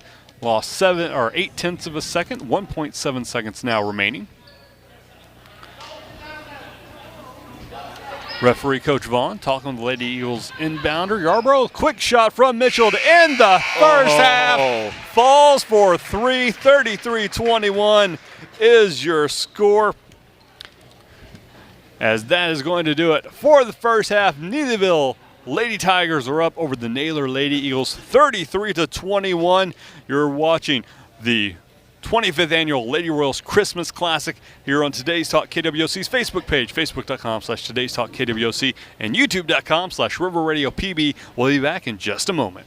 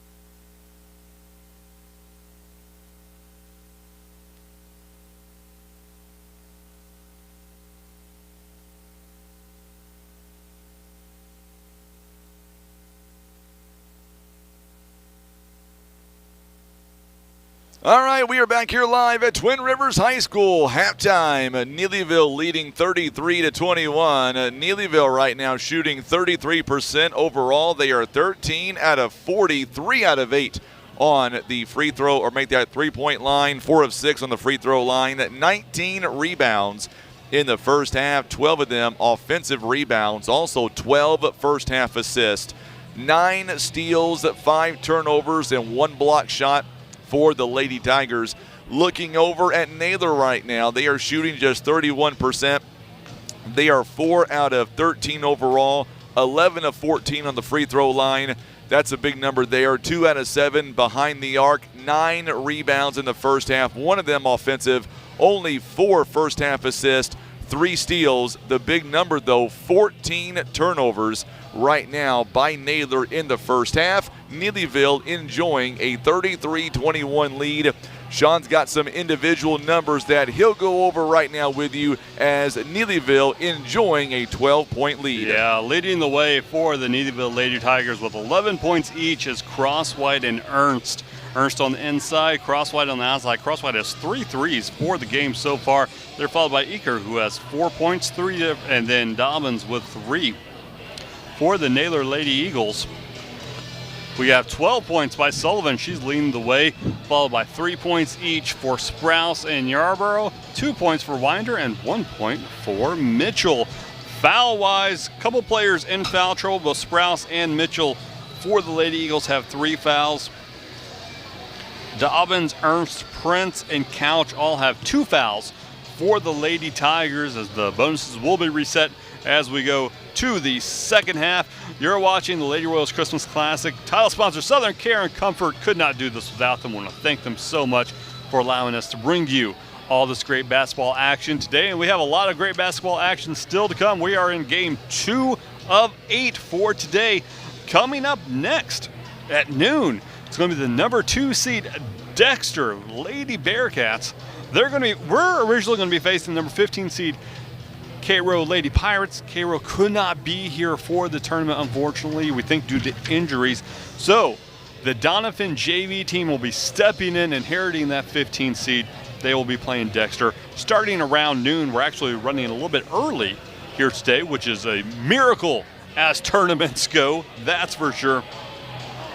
After that game, number 8 Portageville takes on number 9 Kelly. following that game at 3 o'clock, we got number 3 East Carter and number 14 Malden. 4:30 we'll see Piggott playing Greenville. And then we get to the night games. Number 6 Cape Central will be taking on Holcomb at 6 o'clock. Then at 7:30 we finish off host Twin Rivers. The number 10 seed will be taking on number 7 seed Kennett.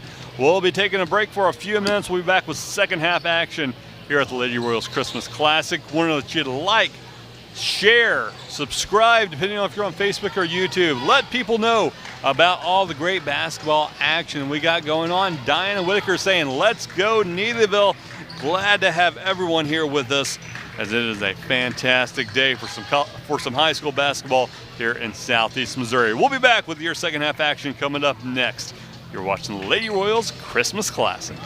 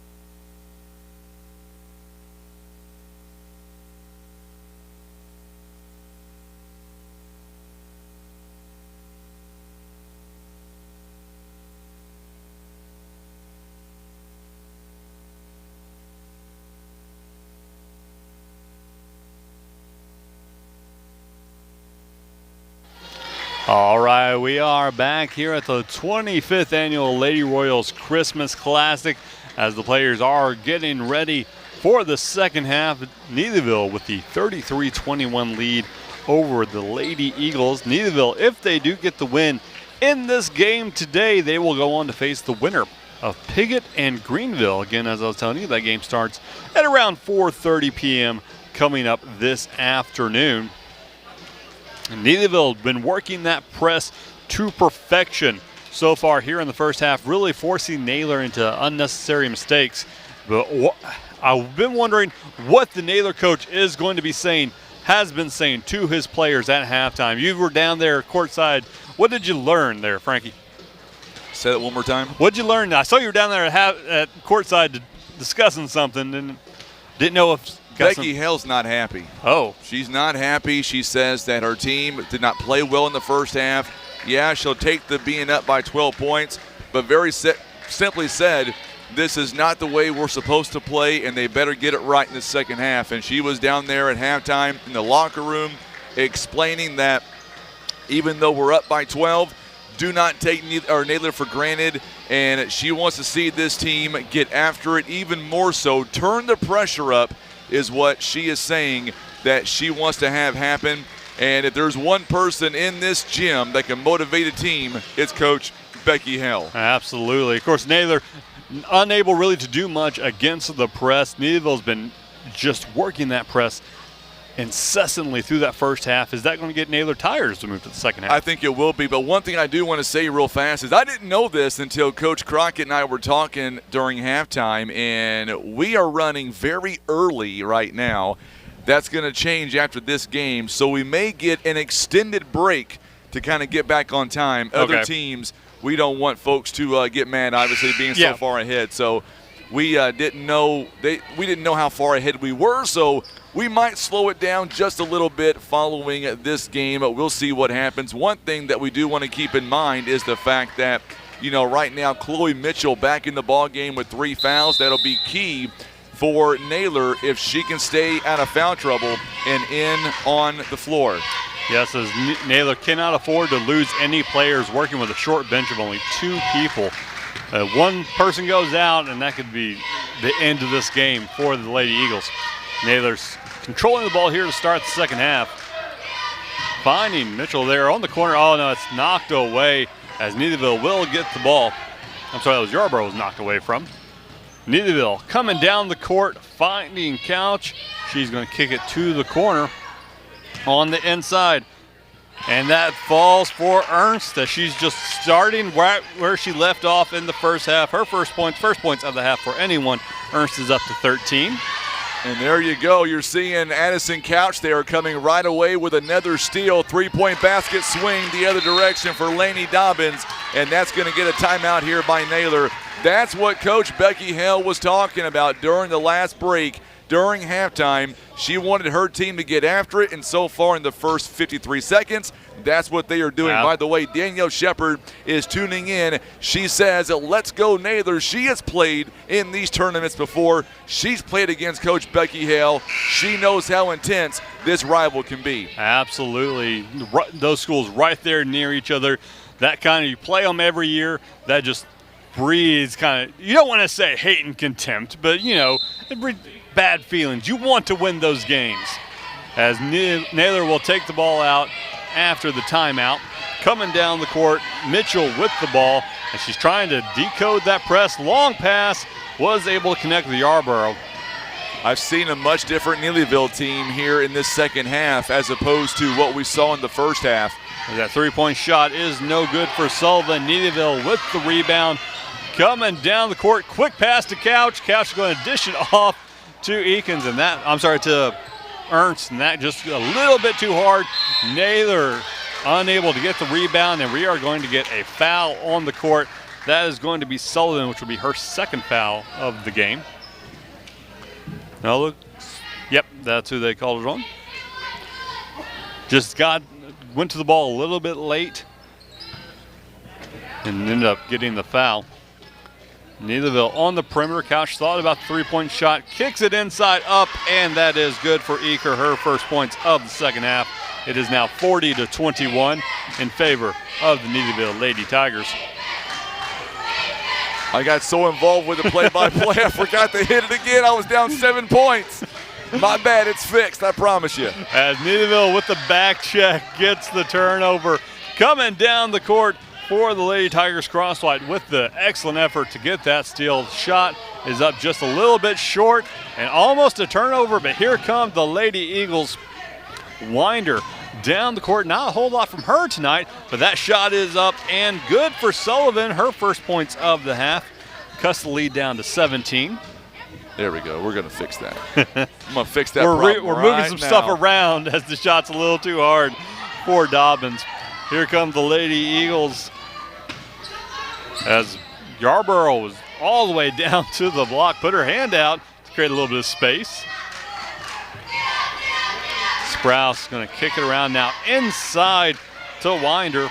Winder's going to get caught up as we got a jump ball called.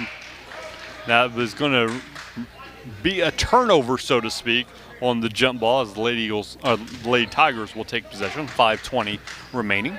I was going to say Dixie Cloud is tuning in on Facebook. She says, let's go Tigers. You know who that is, don't you? I do. She is a huge pitcher for Neelyville in softball, big-time player. As the inbound pass or the entry pass is then intercepted, but then another turnover right after it. Neelyville comes down with it. Shot from the 3-point line for Ernst, unable to fall. As we're going to get a foul. Couch came out real hard, but it looks like she's up and okay. That foul going to be on Sullivan, which would be her third of the game. 2 fouls here in the second half for her, 3 for the game. 40-23 now, the lead extended to 17. 2 fouls as well for Naylor here in the second half. As Couch is going to find it on the outside for the long two, unable to get it to drop. That shot is up, but no good for Day. Oh, and then we're going to get a blocking foul called on Day. Her first foul of the game. First foul of Neelyville here on the second half. Will be Naylor's ball as Naylor player is going to come down. Neelyville, all 5 defensive players here in the front half. They are not giving Naylor any room to breathe here with this press. But again, Naylor has an open player all the way down the court if they could find him, and they don't. Winder had no one around her, had her hands up in the air calling for the ball. That's been the pass Naylor has been unable to find all game long.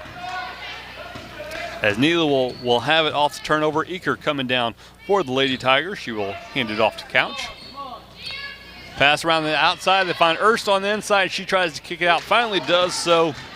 The drive and the blocking foul is going to be called as Winder will take to the free throw. I'm sorry, that was not Winder. That will be Ella Aker. Ella Aker to the free throw line for 2. Olivia Yarbrough will pick up the foul. So already 3 team fouls here by Naylor, 1 by Neelyville. Ella Aker with 6 points in the ball game. Free throw is up. It's good. That is going to be point number 3 for the second half, 7 for the game for Aker. Second free throw is up, also good. She has already matched her first half output here in the first 4 minutes of the third quarter. As Neelyville, finally went for the long pass, just a little too long, goes all the way out to the concession area. As it will be Neelyville Tiger ball. 4 minutes, 11 seconds left here in the third quarter. I will say moving the iPad directly in front of me instead of to my side definitely feels a lot better. Yeah. Fans at home will appreciate that a lot better. As here comes Neelyville with the quick shot. Oh, up and no good. We'll draw the foul, though. That foul looking like it's going to be on Yarbrough, which, if so, would be her second in as many minutes. Jeff Anglin tuning in, my friend. By the way, Doniphan got past Hayti. I just now seen your message. I apologize for not getting back to you, my friend. Doniphan moving on to the second round. As you saying Doniphan got that my day, step to the free throw line, misses her first free throw. She's coming up off the bench. No points so far here in the game. Will make her second free throw, trying to get her first point of the game. It is up and good. Day with her first free throw, 4 minutes remaining. Neelyville up by 20 points now, 43-23. As Neelyville almost got that press to work, but Naylor gets through it. Kick out and around the perimeter for the three-point shot. She didn't have her feet set, was falling a little bit on it, caused it to go a little bit long. Here come the Lady Tigers, relentless, going quick, and then there we are going to get a foul as Eaker drove in, was able to draw that foul. That is going to be on Yarbrough, which if so will be her third foul of the game. I was going to say, I got some clarification too at halftime because remember back last game it was 30 points in the third quarter rather. Sorry, and we were trying to figure out why the clock was running. It was an accident. Oh. It shouldn't have ran until the fourth. That's why we're so far ahead right now. Yeah. Just to give clarification there. Oh, what a good Euro step by Harley Sullivan for 2 more points. Her fourth point of the third quarter.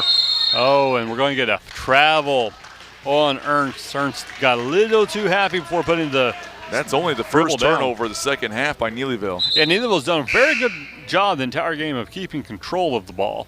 They've done also a very good job of forcing Naylor not to be able to keep control of the ball. As Naylor now has 5 fouls to 1 for Neelyville here in the second half. Nice to see our Naylor fans here tuning in this morning. Samantha Mattingly says, let's go Eagles. And we're going to get a whistle here, and it looks like a foul coming up against the Lady Tigers. It'll be their second team foul this half. Yep. As the Lady Eagles will get it. Looks like that call is going to be on Ernst. She's the one that's being setting down right now, so I don't know if that's who they ended up calling the foul on.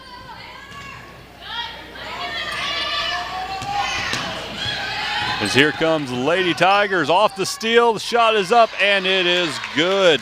That's Eaker's 6th point of the second half. Looks like they called that foul on Dobbins too, by the way. Lady Eagles trying to get through the press. Oh, Couch thought she had just reached in a little bit too far. That will be her 3rd foul of the game, which I think is the 4th time I've tried to give her 3rd foul of the game. Inbound pass for the Eagles, caught the Tigers napping a little bit as they're able to get into the half court and establish their offense. As you can hear, the coach of the Eagles saying, dribble through, don't stop. Checking in for the Lady Tigers is going to be Lainey Dobbins. She's got 5 points in the game so far. Eagles get the inbounds. Sprouse has it. A lot of controlled elbows being thrown here against this high press. It's a 20-point game right now. Yeah. This is definitely, I've seen weirder things happen. The Lady Eagles are not out of it. Oh, they're not giving up by a long shot. Foul going to be called on Prince. It'll be her 3rd if it is on her. Yep, 3 and fouls. That'll bring up number 4 for the team. Neelyville starting to step up the fouling here in the last couple minutes. It's now Eric 5-4. Wallace. I don't know about Jackson, my friend. Bluff will play later on this afternoon. They play at 3:30 today. We'll be covering that game on the radio side of things on 93.3 FM at 9:30 a.m. But here all week for the tournament on Facebook and on YouTube. As Sullivan hits both of her free throws, I think she's perfect for the day. She is. 8 for 8. A total of, looks like, 18 points here on the game so far. Great defense by the Eagles to knock it out of bounds, prevent that entry pass from getting to Dobbins there on the inside. If you don't mind, hit that share button for us on Facebook. Also on YouTube, hit that subscribe button if you don't mind. We want to reach as many people as possible. Ella Aker wide open. Nobody blocks out. She puts up 2 points. It don't get that easier. Nope. I almost said Tim when I said that because I'm so used to Tim being right there beside me. We've got this pole right here, a wall in front of us. I can't even see him. Oh, offensive foul. Yeah. Woo, you can see the shove there by Zoe Sprouse, and that's number 4 for her. Sprouse has been throwing the elbows quite liberally throughout the entire game. Finally got her on that one. It is 47-27, minute 36. Sprouse has 4 fouls now. It's amazing how we both saw that at the exact same time. We knew that was going to be an offensive foul. As the 3-point shot is up and no good for the Lady Tigers. Eaker could not get the shot to fall. And now it looks like we're going to get a foul called on the Tigers. It'll be Eagles ball. Is it going to be on Dobbins? I'm not for certain who. I think it is. Now, I already have her with 2 fouls, though, so we have not seen that updated on the scoreboard yet. As Naylor, we'll let you know as soon as we figure out who the foul was called on. As Naylor's trying to fight the press, and we are going to get a 10-second call. 10-second violation. So 47-27 with $1:10 to go here in the 3rd quarter. Lady Tigers with the quick inbound pass. The shot is up, cannot fall, and we're going to jump ball called on the other side. Dobbins really wanted that shot to fall. Looked like it was going to for a second as well, but just did not go down. Lady Eagles with the inbound. 20-point deficit, 1 minute remaining. Nope, it's 5 fouls in high school basketball, Eric. Yep. Got to have 5 to be disqualified. This one goes out of bounds. Another turnover there by the Lady Eagles. And the only person in danger of fouling out right now is Sprouse for the Naylor Lady Eagles. She has 4 points and thus is also sitting on the bench, but looks like she might be about to check in here in a second. As that is going to go the other way off the missed shot attempt. 44.4 seconds remaining. I hate to be the bearer of bad news, Sean, but you were incorrect. Oh. Reese Dobbins did pick up her second foul. Then I had mistakenly given her a second foul earlier in the game. She'll love to hear that. Well, I'll let her know how you feel. As the shot is up for three, does not fall. But she's going to shoot 3 free throws on the foul attempt there. I believe that's going to be on Day that maybe picks up that foul. If so, that would be her second foul of the game, and it is. And both teams are now in the bonus. Will be in the bonus the next foul. Sullivan misses her first free throw of the game. She has hit 8 so far. Now 8 for 9. 32.7 seconds remaining. Sullivan will take her second of 3 free throws. And that is good.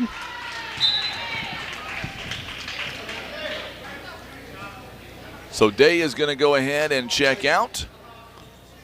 Back in for her, it looks like. We're going to see another sub coming in as well. This one for Jade Crosswhite. In for her is going to be Alexis Shepard. As that free throw is up and good for Sullivan. As the Lady Tigers have exhausted my available spots on my scoring sheet. Gracie Green is back in the ball game. Shot is up and no good. That's going to go out of bounds off the Lady Tigers. Will be Lady Eagles ball. 20 seconds remaining. By the way, Hardy Sullivan, 20 points in this contest right now. Yeah, she has been fantastic. 10 of those points from the free throw line.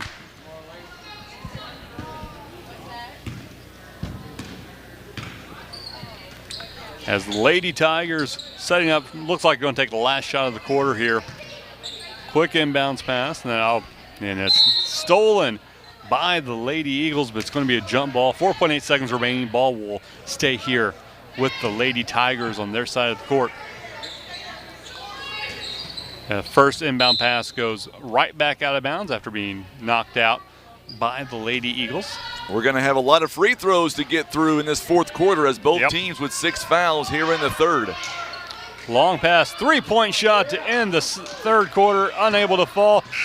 As that's going to be the end of the third quarter. The Lady Tigers of Neelyville are up 47-29 over the Lady Eagles here at the 25th Annual Lady Royals Christmas Classic. We're going to take a quick break. We'll have fourth quarter action coming up next right here on Facebook.com/Today's Talk KWOC and YouTube.com/River Radio PB.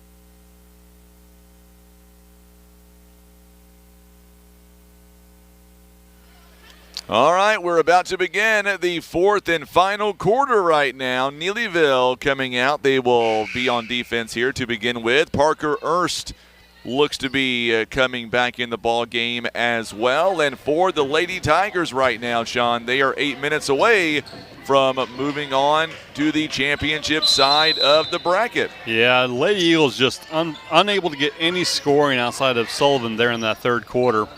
And that's what's allowed this lead to balloon a little bit for the Lady Tigers. As Sullivan now is going to kick it back out to Yarborough. Back around the perimeter. Sprouse, 4 fouls. Is going to kick it back over to Yarborough. As Naylor just trying to get any kind of penetration here into the key. They're being forced to stay on the outside. That shot is up a little too hard for Yarborough and will come out. Here come the Lady Tigers. Quick shot there for the three-point line. Does not fall. Neelyville with the rebound. Quick pass. Yarborough is going to try to get to it, but thought she was beat out. Ends up going down. And that's going to be Neelyville's ball. Excellent effort by Yarborough and for Parker Ernst. One thing about Yarborough, she's very physical, and I don't care if they're down by 15 or down by 5, but she will bring it every step of the way. I like this team by Naylor. I like all these teams because they give it their all no matter what the score line shows. Absolutely. They have not given up on this game. Three-point shot is up, no good for the Lady Eagles, for the Lady Tigers. Lady Tigers get the rebound. Shot no good. Another rebound, and now it's going to be a jump ball. I believe it's going to go in favor of the Tigers. It will give that rebound to Aker now, and we'll see a sub coming in now. For the Lady Eagles, as Yarborough will take a seat, give it a little bit of breath after she put it all on the floor, that's for sure. You got to hope she is okay just because she took a hard hit. Parker Ernst again, wide open, just lays it up and scores, and she's got 15, having a big night, or a big afternoon, rather. She is definitely leading this Lady Tiger squad. Here comes Lady Eagles with the shot, no good. Ernst with the rebound, and we've got a quick rebound and attempt by the Lady Tigers. Shot is up, no good. Another rebound by Ernst and puts that down. That's just too easy. That's just that that 6 foot frame for you. That's what that is. 51-29 now to score. We got a whistle here. Timeout call. This one, I believe, is going to be a full timeout by the Naylor Eagles. If it is, we'll read some sponsors here. Yep. It is a 60. We want to thank our sponsors allowing us to bring you 25th Annual Lady Royals Christmas Classic, including title sponsor Southern Care and Comfort. Also want to thank Barker's Towing and Automotive, the Scott Law Firm, Whitworth Gift Chest Jewelers, First Choice Insurance, Christian Automotive and Tire, J.W. Walker & Sons Recycling, Fox Agency, Baker Implement, Elite Trucking Academy, Russian Towing, Las Margaritas Mayas and Taco Taco, Liberty, Countryside Chevrolet, Senator Jason Bean, American Steakhouse, GYT 90, Stan Bader, First Midwest Bank, and Hester Trucking. Thank all of our sponsors who, without them, there would be no broadcast of the Lady Royals Christmas Classic, so thank you so much. And thank goodness we're going to have, it's going to be cold this week coming up, Tim, but thank goodness we're going to have the games in because it looks like on Thursday we might get some of that white stuff. I'm just saying. I don't want to be the bearer of bad news. Don't look at me like that. I'm just telling you, Sean, it may happen. As long as it waits till the afternoon. On Thursday? Yeah, on Thursday, Hey, I'm on vacation. I don't care. Yeah, but you have to come into the office on Thursday for a different reason, as we've got a 5-second violation. No, I don't. Not if it snows, I won't be able to come in. Now, hey, I'm going to call and say, hey, you know what? John Rice, I think it's important for Frankie Castile to be in the office today. Don't throw him against me. Inbound by the Lady Tigers. Couch is going to take it on the outside. She's going to pass it around the perimeter inside to Ernst. Ernst puts it up and good. She was off balance and still was able to make that shot. Good job by Crosswhite there to find her on the inside. You're saying Ernst is a freshman. If she keeps on developing, she is going to take the Lady Tigers some great things here over the next couple of years. I'll tell you, in the first two games, you've got Hardy Sullivan for Naylor, but then on Doniphan's side, you've got Kenzie Reedus, who had a magnificent ball game, and now for Neelyville, Parker Ernst. There's another big three-point by Hardy Sullivan. She's got 23 here in the ball game. Leading everyone so far, as she's been all of Naylor's offense here in the second half. Three-point response by Couch, unable to go down. The shot by Eker, unable to fall either, but it was a foul. So Eker will go to the free throw line for 2 points. By the way, for 2 attempts. Naylor has one timeout remaining in the ball game. Neelyville, uncharacteristic by Coach Becky Hale, has only used one timeout so far in the ball game. As that first free throw is up and no good. Foul going to be called on Winder, her second of the game. As Ella Aker will step to the free throw line, her second free throw attempt. Trying to make the lead 22 points, and she does. 54-32 now. Here come the Eagles trying to get this lead back under 20 as they beat the press. Chance for a screen to get a layup there, but they chose to go for the jump shot. It does not fall. Here come the Lady Tigers, quick on the transition. Almost threw it away. Aker has it.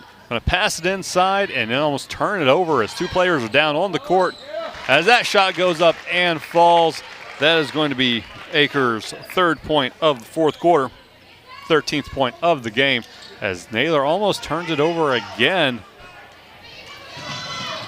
As you can tell, these Naylor players are tired. Oh, what a good block by Parker Ernst.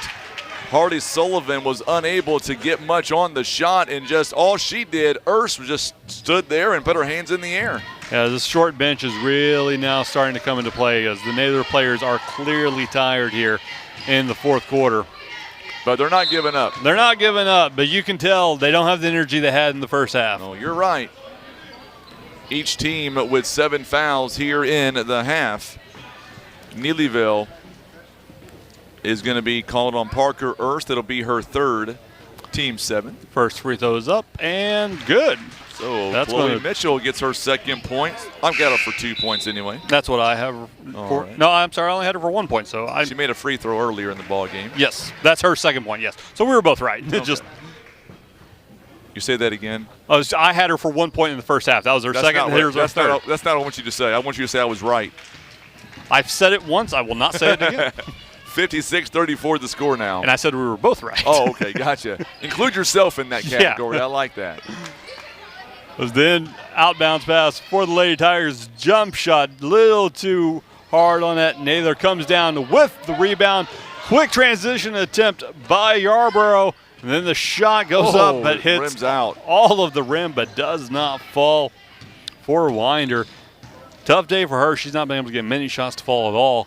Neelyville with the transition 3-point shot, and Dobbins does not miss her 8th point of the game. 59-34 is the score. I was going to say Neelyville right now is out rebounded Naylor 30-18 at 12 offensive rebounds here by the Tigers. A big reason why they are up 59-34. Yeah, they're just been tenacious on the boards, tenacious in that press. Almost forced another turnover. The ball will stay with Naylor. They are 5 of 17, by the way, from behind the arc are the Lady Tigers here.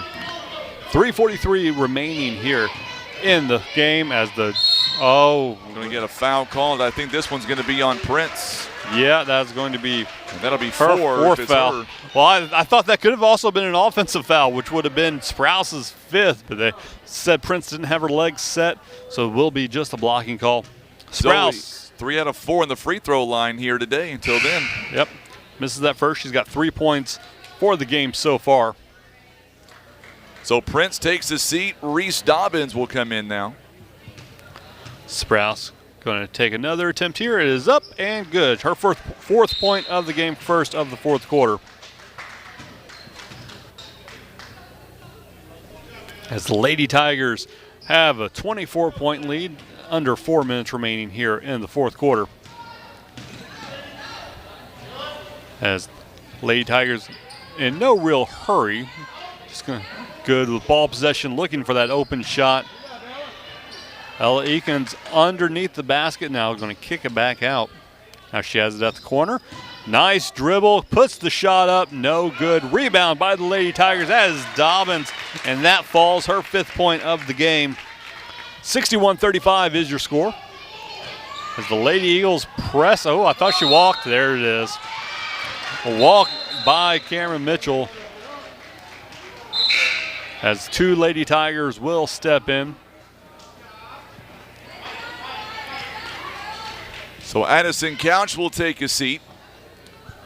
Also back in the ball game is Alexis Shepard now with 3:02 to go. Inbound pass all the way to the top of the key for the Lady Tigers. Then the 3-point shot is up, and it goes down for Crosswhite. 11 points in the first half. Her first points of the second half makes it 64-35. Here come the Lady Eagles as this game has kind of gotten away from them here in the second half. That 3-point shot is up, no good. Lady Tigers going to transition, trying to get it over a 30-point lead with 2.5 minutes remaining here in this game. Eakins, the shot, no good. That is going to be out of bounds. I think Tim says if it gets above 30 points, everybody here gets a free corn dog. Hey, I'll take a free corn dog. Not going to lie, Tim, you buying us a free corn dog? He says it's going to kill me, he says. I'm just trying to help him out. 3-point shot from the Lady Tigers. In and out. Does not go down. It looked good on the way down for a minute. As the Lady Eagles just not getting any kind of power on these shots whatsoever. Gracie Green is going to come in now for Ella Aker. 15 points, 5 assists, 7 boards. She has played 24.5 minutes in this ball game. 29-point lead right now for the Lady Tigers. The shot by Mitchell Sullivan does not go as the Lady Tigers coming back with it. 2 minutes remaining. That was a block by Crosswhite, too, by the way. Wide open again, three-point basket. This one off the mark. It looked good. Yeah.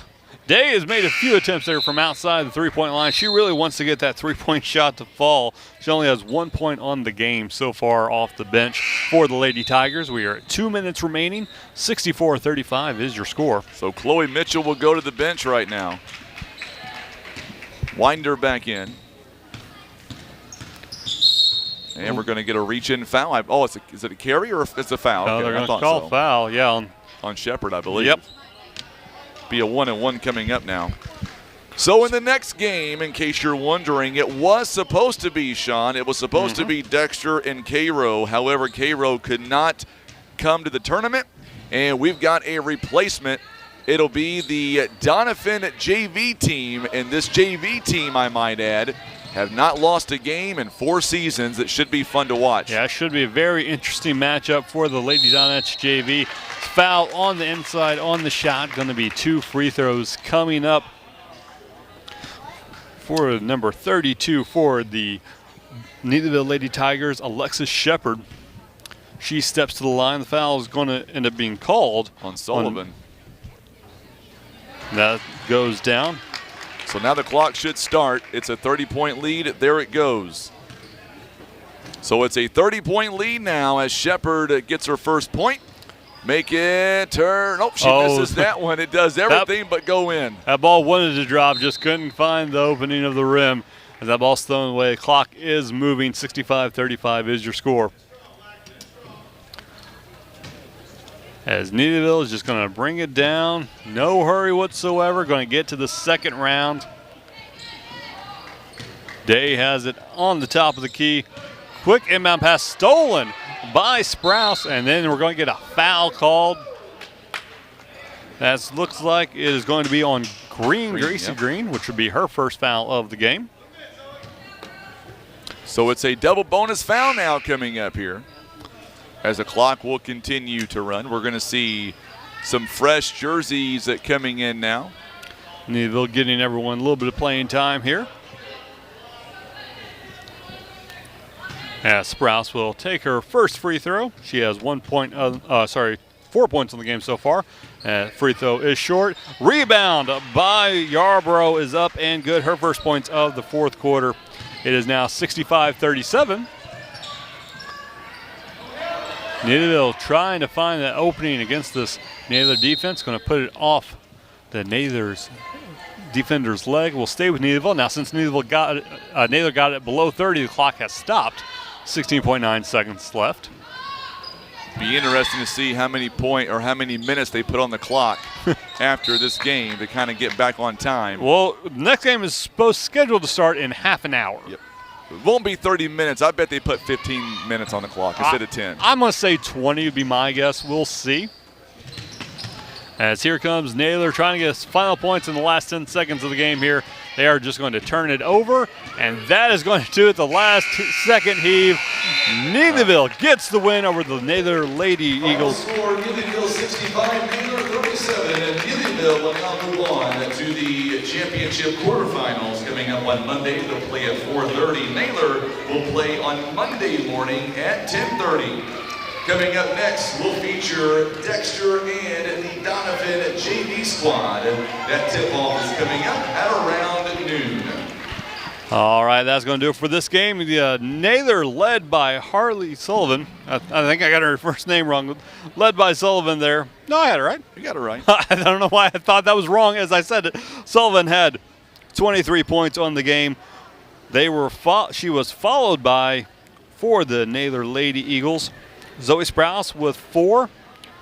Let's see, Yarborough had 5, Mitchell had 3, and Winder had 2. Moving to the Neelyville Lady Tigers, Parker Ernst leading the way with, looks like, 19 points here, followed by Eaker with 13, and Dobbins had 8. Also Crosswhite with 14 as well. That's going to do it for the second game. Looks like they split the difference between us and put 17 minutes on the clock, so we will take a break. And, well, I think Frankie's got some advanced stats for you. I was going to say, Neelyville shot the ball 34%, 25 out of 74. They were 6 of 21 from behind the arc, but the rebounding is what really did it. 33 rebounds to only 20. Neelyville with 20 assists, only 7 turnovers in the ball game, 14 steals. Naylor 30% shooting overall, 8 out of 27. They were 3 out of 11 from behind the arc. 20 rebounds, 1 offensive rebound, 6 assists, 27 turnovers there by the Naylor Eagles. That'll be something that we look out for coming up. The next game is going to be very interesting. Doniphan's JV team, they're going to take on the Dexter Bearcats. Should be a lot of fun. And we are sitting here now with about 15 minutes to go before the tip-off. We'll reset. We'll get our scoreboards fixed. We'll come right back for Game 3 of the 25th Annual Lady Royals Christmas Classic Tournament. You're watching us live on Facebook and on YouTube. It is presented by Southern Care and Comfort in Home Agency.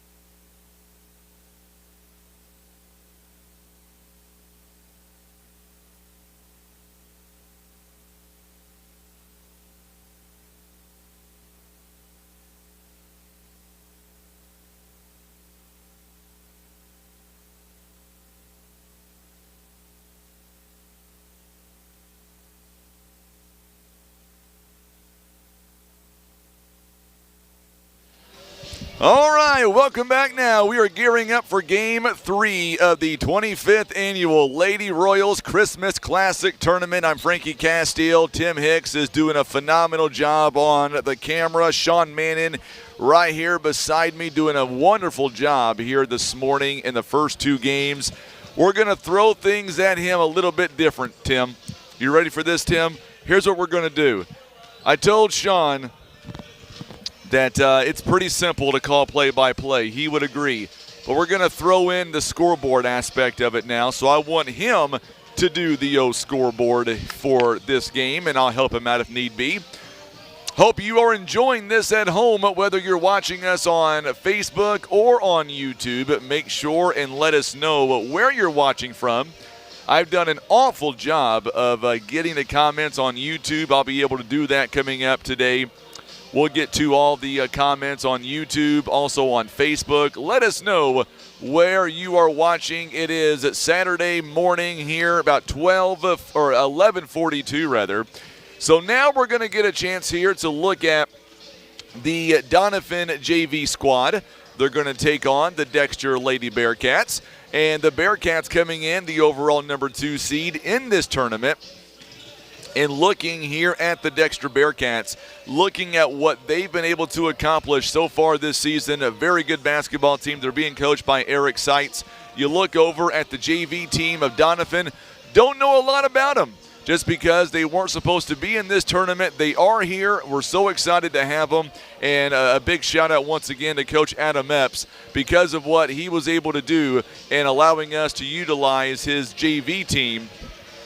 We're able to keep this at a 16-team tournament instead of a 15-team, which would give 2 byes is what it would do. So a big shout out once again to Doniphan, allowing us to have their varsity and their JV just to make all this possible. A big thank you again to the administration at Twin Rivers, the athletic director Kelly Westerfield, head coach of the girls program Dave Crockett. They were just huge letting us come in here, set everything up, and we've pretty much taken over their entire video area just to set up and get things good to go coming up for this week. And it's going to be a lot of fun. We got 5 games still to go here today, or 6 games, including this one here today.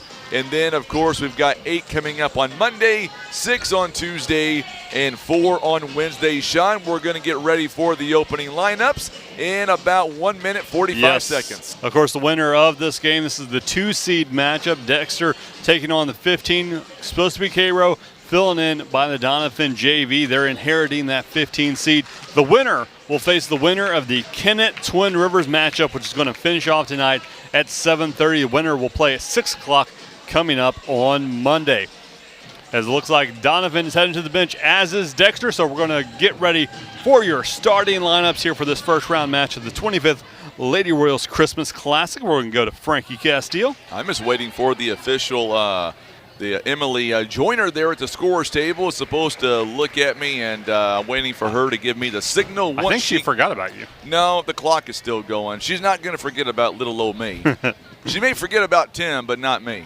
Looks like we have a couple new refs here. Did you? Yeah, well, I've got their names also. We'll get to that coming up. It's going to be Jeremy, or make that not Jeremy Siebert. The refs today, Brian Foster and Shannon Foster, rather. Brian Chilton is going to be the official today. Waiting for, okay, so. Good afternoon and welcome to the 25th Annual Lady Royals Christmas Classic Tournament. It is sponsored by Safari Grill and Mexican Restaurant located in QN. Our third game of the day will feature the visiting team on the scoreboard, the Doniphan JV Donettes and the Dexter Bearcats. Let's meet our starting lineups first from Doniphan. Number 3, Haley Epps. Number 4, Marie Manus. Number 10, Marley Kinnan. Number 14, Tara Davis. And number 24, Freedom Bates. They're being coached by Adam Epps, assisted by Rodney Honeycutt and Ariel Lipe. And now let's meet the starting lineup for the Dexter Lady Bearcats. At guard, a 5'2" senior, number 1, Maddie Glaus. At guard, a 5'7" sophomore, number 4, Kate Nichols. At center, a 5'10" senior, number 20, Caitlin Giles. At guard, a 5'7" junior, number 21, Abby Lloyd. And the other guard, a 5'7" junior, number 30, Allison Turnbow. The Lady Bearcats are being coached by Eric Seitz in his 4th season, assisted by Jamie Rowe. Today's officials, they include Brian Chilton and Shannon Foster. All right, it is now time for Game 3 of the 25th Annual Lady Royals Christmas Classic. Dexter in white going to be going right to left across your screen. Doniphan JV in black going left and right. Here is the tip-off, and it looks like it's going to go out of bounds off of Dexter, off of Doniphan. Will be Dexter's ball here to start off the first half. And you know what? Just for simplicity's sake, everyone, we're going to be referring to Doniphan JV as just Doniphan. Yeah, we're going to say Doniphan. Yeah. They're going to be Doniphan to us. Yeah, we'll throw in JV every now and then, but we're just to make it easier, we're just going to refer to them as Doniphan here in this game. As the Bearcats getting their offense started here in the first half with Glaus with it on the outside. And it's going to be thrown away, a little bit indecision on the rest part. We'll say it is Doniphan's basketball. Turnover by the Bearcats, 19 seconds in. Doniphan inbounding will be Macy Manis. She's going to be throwing it in. Well, I butchered that name earlier today. I thought I wrote down Marcy for some reason, but there's a quick shot by Doniphan, unable to go down. Dexter with the rebound on the quick break. Nichols throwing it inside, but unable to come down with it. And looks like Doniphan's going to get the steal. Second turnover of the game for the Dexter Bearcats. Well, good job by Manus on that one, able to take the turnover and trying to turn it into points. Yeah, quick shot by Davis as she drove inside, unable to get the shot to fall. Looks like we were going to get our didn't see if it was a foul. Looks like it's just going to say went out of bounds. Yep. Jump ball. Okay, jump ball. Yeah. Yep. As I get in the habit of looking down for a second at my score sheet, still 0-0, 7:09 remaining here in the first quarter. Doniphan almost dribbles it off of her foot, but able to get control of it. Davis going to dribble at the top of the key for the Doniphan Lady Donettes, or just Donettes, as it were. Kicks out to Manis. Manis going to kick it inside. Quick, easy shot, and Doniphan has the lead 2-0 here. If you don't think the bench here for the Doniphan Donettes are going to erupt every time they score, you're crazy. Quick response by Nichols. It is now 2-2. Was that Manis that got those points? I didn't see. On the other end, it was Freedom Bates. It was Freedom Bates with the 2 points. 2 points each for Bates and for Nichols as we start off this game.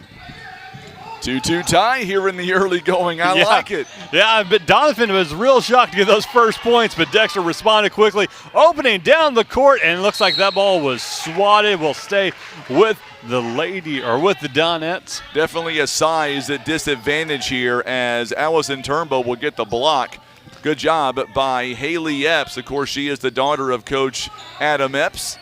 Doniphan with the inbound. It's on the floor. Dexter comes up with it. Down the court is Glaus. She's going to hand it off. Quick shot, unable to fall for Abby Lloyd. And it looks like we're going to go out of bounds. It's going to stay with the Dexter Lady Bearcats. 2-2 tie right now. 6:12 to go here in the first quarter. As Dexter going to dribble inside, kicking it out to Giles. Giles puts it up, and that's going to fall.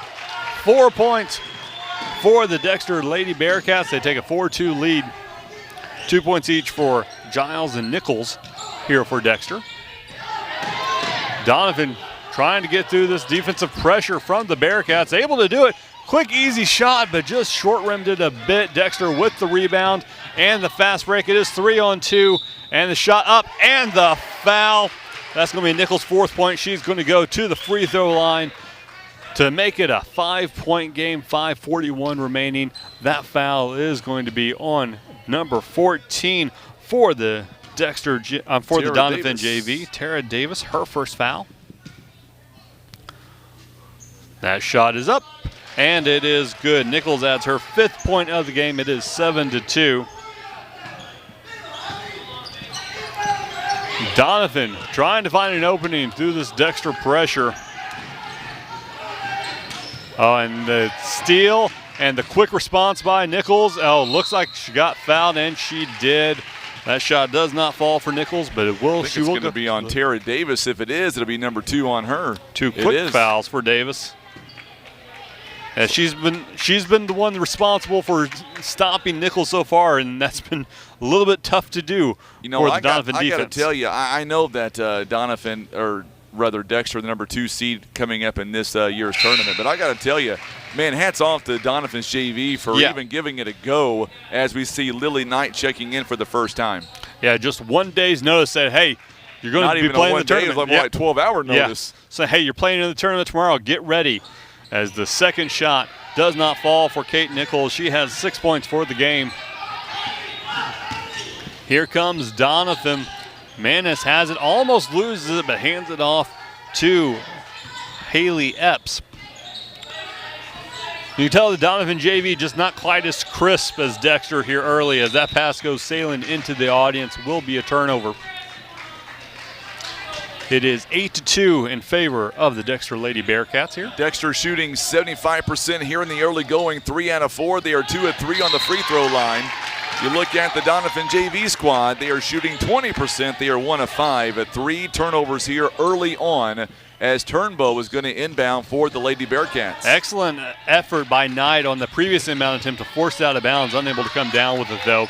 Here comes Dexter, looking for that shot down on the block, hands it off, and that is going to be a blocking foul on Marley Kennan. Yeah, Marley Kennan. Her first foul of the game, as Kate Nichols will head back to the free throw line, looking to add her 7th point of the game. Cole Nichols, by the way, plays on the boys team, and boy, those two combined, they are just a dynamite duo. First free throw is up and good. She's been very good now for the Dexter Lady Bearcats here. She is only a sophomore too, I might add, so she'll be with us with the program 2 more years. Second free throw up, also good. She has 8 points for the game, 8 of the 12 combined points for everyone so far. Reminds me of Cole Nichols on the boys program. Here comes the Doniphan JV, up, and the shot, a little too hard, as that shot does not fall. As Dexter with the rebound, looks like we're going to get a foul called. That's either going to be on number 24, number 12. Looks like it's going to be on Kennan, her second. Yep. 2 fouls each for Kennan and Davis for Doniphan. No fouls for the Dexter Lady Bearcats. As Nichols dribbles down the court, hands it off. Lloyd has it for Dexter. Unfortunately, passes it back to Nichols. Nichols really leading this offense for your Lady Bearcats. She'll hand off to Glass. Glass will drive, kicks it back out to Nichols, almost throws it away. Nichols drives, throws it away. Oh, throws off for the pass, and that does not fall for Caitlin Giles, but will get the foul, and she will go to the free throw line for 2. Tori Moreland checking in for the first time here for the Doniphan squad. That's going to be Haley Epps' first foul of the game, 5th foul of the game for the Donettes. Here comes Giles' shot, and that falls, her 3rd point of the game. Only 2 scorers right now for this Dexter team. Kate Nichols with 8 points. Caitlin Giles, she's got 3 right now. Giles will now go for her 4th point. That is up and good. Back in the ballgame for the Doniphan squad, Tara Davis, she'll check in for Moreland. She kind of was hobbling a little bit or messing with her hand as maybe she injured her left hand on that last play. Might want to have trainer look at that for a second. Of course, don't want anyone to get injured here in this tournament. As the turnover by the Donettes. And the quick shot falls for Nichols. She is just in control of this game so far. That is her 10th point. Doniphan throws it away. It looks like we're going to get a jump ball there on the ground, and we do. 3:51 remaining here in the first quarter. Dexter up 14-2 over the Doniphan Donettes JV squad. Dexter inbounding it with possession. Coming down the court will be Abby Lloyd for the Lady Bearcats. Oh, Ron. Ron Withrow tuning in, and he says he wants to go on vacation like me. I'm not on vacation. I'm just here calling basketball games, Ron. Glad you're tuning in, my friend, on Facebook. Oh, we're going to get an offensive foul. That was Allison Turnbow. Yep. Got her elbow up just a little bit too high. She looked shocked by that. As I look at the replay here, yep, she had a little too high. Yep. Little excuse me there. Yeah, just trying to create a little bit of space. As Dexter forces the turnover down deep. Long pass, Nichols comes up with it, has two open players, unable to connect, but it will stay with Dexter after going out of bounds, up by 12, 3:21 remaining here in the first quarter.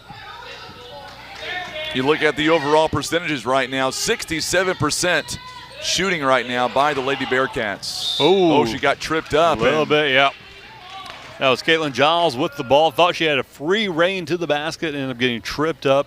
She will go to the line for two. Yep, be on Bates. So now we're already 16 fouls in here in the first quarter for the JV squad. Bates' first foul for Doniphan. First free throw is up and no good for Dexter. That's so Marley got a little something in my throat there. Marley Kinnan is going to check in the ball game here. Giles. Claire Essner is also going to come in for Abby Lloyd. So Giles and Kate Nichols, the only two that have scored right now for the Lady Bearcats. Both free throws missed, and it's going to be last touch, I believe, by the Lady Bearcats. Yeah, that was Karis Kennedy. Excellent effort on the rebound. Tried to throw it off a Doniphan player, unable to do so, so will be Doniphan ball. Yeah, the Doniphan JV squad, you can really tell, is outsized by Dexter. And that's really causing some problems as Dexter comes away with the turnover there. Nichols just screaming down the court, wanting to go fast, ends up pulling it out. Dexter really dribble, trying to get some penetration here, and now finally will kick it off. Nichols thought about throwing it in. We'll bring it back to the top of the key. Giles has it, kicks it back out. Ron, you'll hear the Mules game later today, my friend, at 3:30 on the radio. And one. That yes, ball is sir. going to fall for Claire Essner. Her first points of the game, going to be the 7th foul for Doniphan. No, they're going to call an offensive foul. Offensive foul. I thought so. That's why I got real quiet. I'm like, I thought that was an offensive foul. The way I thought that Essner had drawn the foul. Apparently not. No. I was telling Ron he'll be able to catch the Mules basketball game later on this afternoon. They'll be live in Waynesville. Travel called on. Epps just did that little extra jump, and that'll be a turnover. Another turnover for Doniphan, starting to become a little bit of a problem here, down by 12 in the first quarter. Dexter coming down. Kate Nichols leading this offense, leading the game so far. She has the lion's share of the points scored. Nichols finds a streaking player, and that's too easy if you're the Doniphan head coach. You really don't want to see that being available as Turnbow gets her first points of the game. Timeout called on the court, so we're going to take this opportunity to mention some of our great sponsors, allowing us to bring you the Lady Royals Christmas Classic, including Southern Care and Comfort. Let them care for you and your loved ones the way that they care for their own. Southern Care and Comfort, 573-686-2273. Also want to thank Barker's Towing and Automotive. Remember, Barker's by request for 24/7 towing service, auto repair, maintenance, and more. 573-785-7811. Also want to thank the Scott Law Firm. Let Scott Law Firm help protect your family and pass along your estate according to your terms. Call the Scott Law Firm today at 785-4688. I also want to thank Whitworth Gift Chest Jewelers, where Walmart is next door to them. It's not too late for that last-second Christmas present. Stop by Whitworth Gift Chest Jewelers. All right, we're going to have Doniphan inbounding the ball, and then the errant pass goes out of bounds. Just unable to control it was Tara Davis. That's going to be Dexter ball with just under 2 minutes remaining here in the first quarter. Dexter with the inbound, and the shot no good. Well, Dexter does get the rebound. That putback does not fall as well. 16-2 is your score. Here comes the Doniphan JV team trying to get a little bit of energy going. They had the first points of the game. Oh no, kicked it for the turnover. Dexter with the quick break. Here's Nichols, and she puts it up and just a little too hard on it. She hesitated, and a travel going to be called on Manus. Yeah, she had the ball on the ground, no one to throw it to, which once she moved a little bit, that became the travel. She's going to check out for just a minute. Already 10 points here in this first quarter. Abby Lloyd back in for her. Dexter with the quick inbound, unable to get that shot to fall. That was Abby Lloyd with the missed attempt. Here comes Doniphan. Long pass across the court. Going to be driving by Manus. She's going to try to get back out. She's trapped in the corner, close to a 5-second call. Ooh, and that's going to be a stepped out of bounds. I thought she might have drawn the foul, but nope. Stepped out of bounds will be Dexter ball. 1 minute, 7 seconds remaining. You know what's ironic is we're looking at the Doniphan JV squad in Dexter. It could very well happen in the finals on Wednesday of next week. It could very well be Dexter and Doniphan on the varsity side. Well, I mean, this might actually play well into Dexter's hands because now they get kind of a preview of the Doniphan coaching style. Might give them a little bit of heads up if they were to get to that finals to take on Doniphan. These two teams know, the varsity knows each other so well, especially in this tournament. 3-point shot up and no good for Abby Lloyd. Rebound, she got her own rebound, missed the putback attempt. That is going to be off of the Doniphan player's foot. Will stay with Dexter. 16-2, 33.9 seconds remaining. Remember, at one point, Dexter was shooting 75% in this quarter. That's down to 38%. They're 5 out of 13. They were 3 out of 4, if that tells you anything. They're still up by 14, though. Doniphan's doing a good job with the defense here, kind of limiting the good shot opportunities, but that is going to be a foul.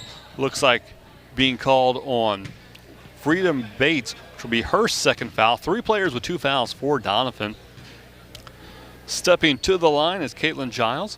She has 4 points so far, misses that free throw. Now 2 for 5, I believe, on her free throw attempts. She and Turnbow have the other points for Dexter, as currently Kate Nichols leading the way with 10. Second free throw is up and no good, but she gets a rebound, puts it up, misses that as well. Another rebound for Dexter. That one falls. That is going to be Marie Freeze, her first points of the game off the bench.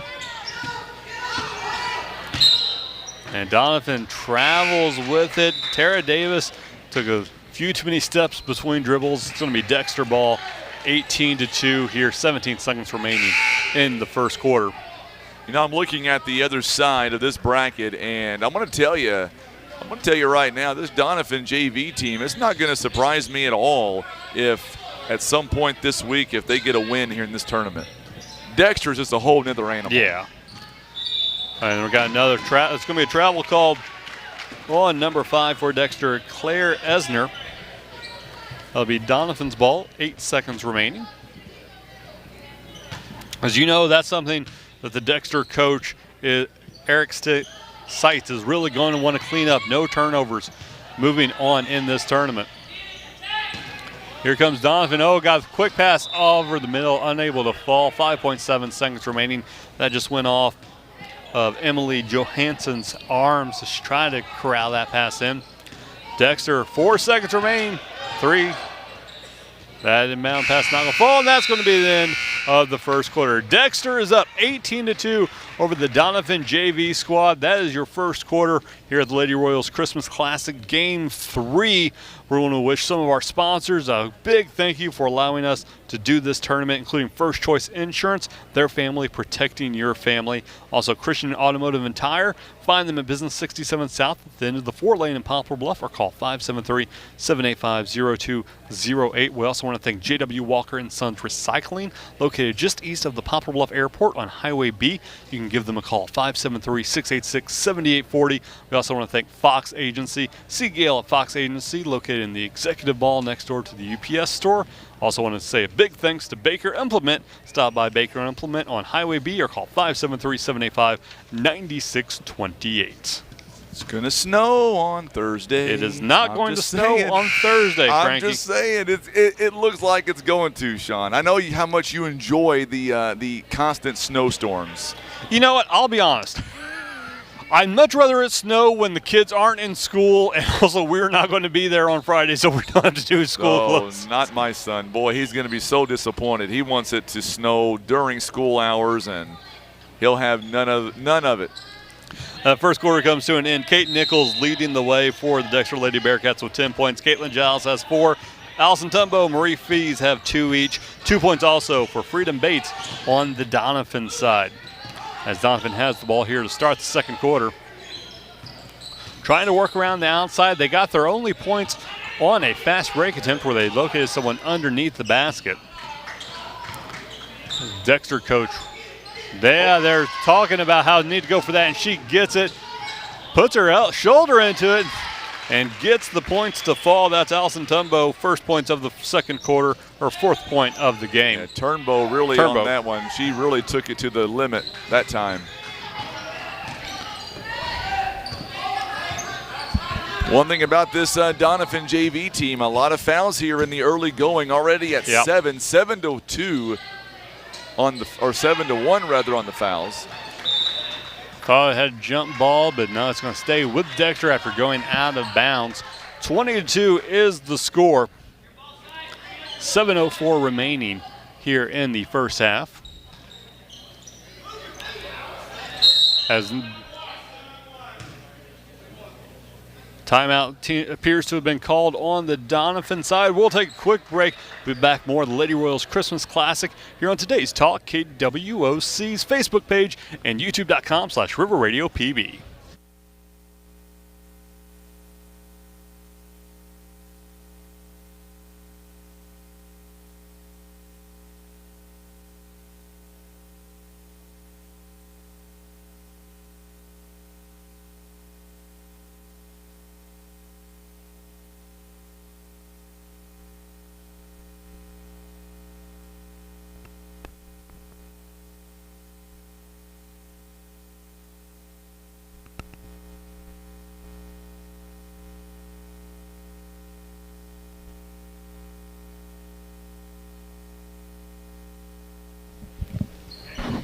As we are back with action from the Lady Royals Christmas Classic. Dexter up 20-2 over the Doniphan JV squad, filling in valiantly for the Cairo Lady Pilots, who could not make it here to the tournament.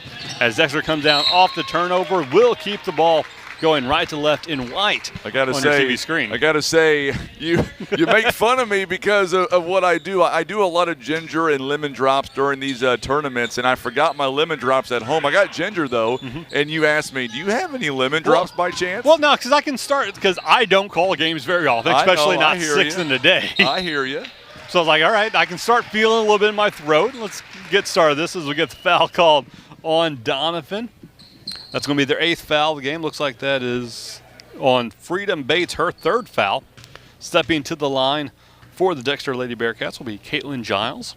She had 4 points in the first quarter, and she makes the first one. 21-2 is your score. As Giles will now take her 2nd of 2 free throws. It is up and good. Giles' 6th point of the game is the 22nd point for Dexter. They're up 20 points here in the second quarter. As Doniphan got that first score, that really set the it really did. It really set the bench up. I think when that happened, that kind of stunned Dexter a little bit, and then they woke up pretty quick. Yeah, then they scored immediately and have not looked back since. No, not even close. But I still say hats off. I mean, I appreciate Coach Adam Epps here doing what he's doing. Doniphan knew that they probably were not going to win this game. And Coach Adam Epps said that. He said it was going to be a long road. He's not expecting to win here, but the fact that these girls are going to play with varsity here, as we see one of the players go down, hopefully she is okay. She bounces up. That's Macy Manis. I was going to say, this team is going to be better because of this. Yeah.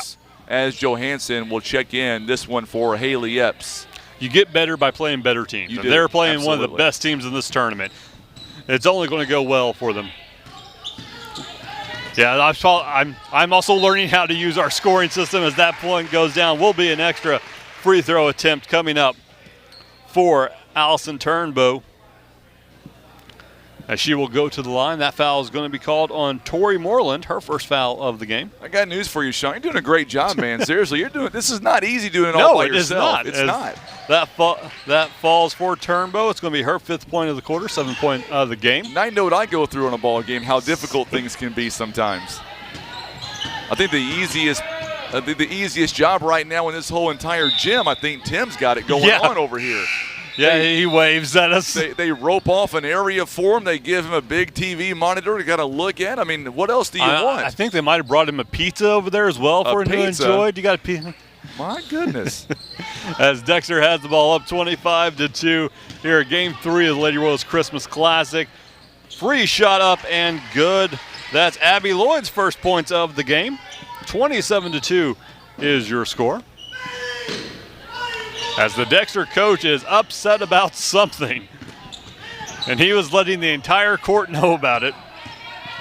Here comes Doniphan, caught in the half-court trap. She's able to dribble out of it really well, but gets it knocked away at the last second. We'll stay with Doniphan. I was going to say Doniphan, or make that Dexter rather, was shooting 38%, now to 47%. Doniphan just 1 of 8 here in the first half. Yeah, hit that first shot, and unable to find success since then. Quick shot almost goes down, but ends up not hitting anything.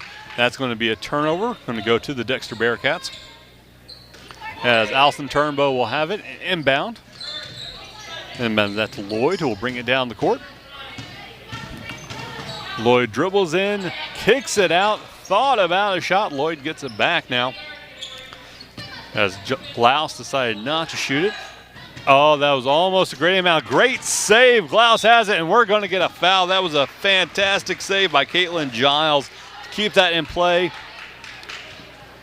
As now Glaus will go to the free throw line. That foul is going to be called on Haley Epps, which will be her 2nd foul of the game. 2 fouls each for 3 Doniphan players, 3 for Freedom Bates. As Glaus, no points so far in the game, goes for her first free throw, puts it a little bit short. 27-2 is your score. And looks like we've got a substitution for Doniphan. Checking in will be starter Tara Davis. Having a seat will be Emily Johansson. Glaus with her 2nd free throw attempt. That is up and good. She is now on the board. It is now a 28-2 lead for the Dexter Bearcats.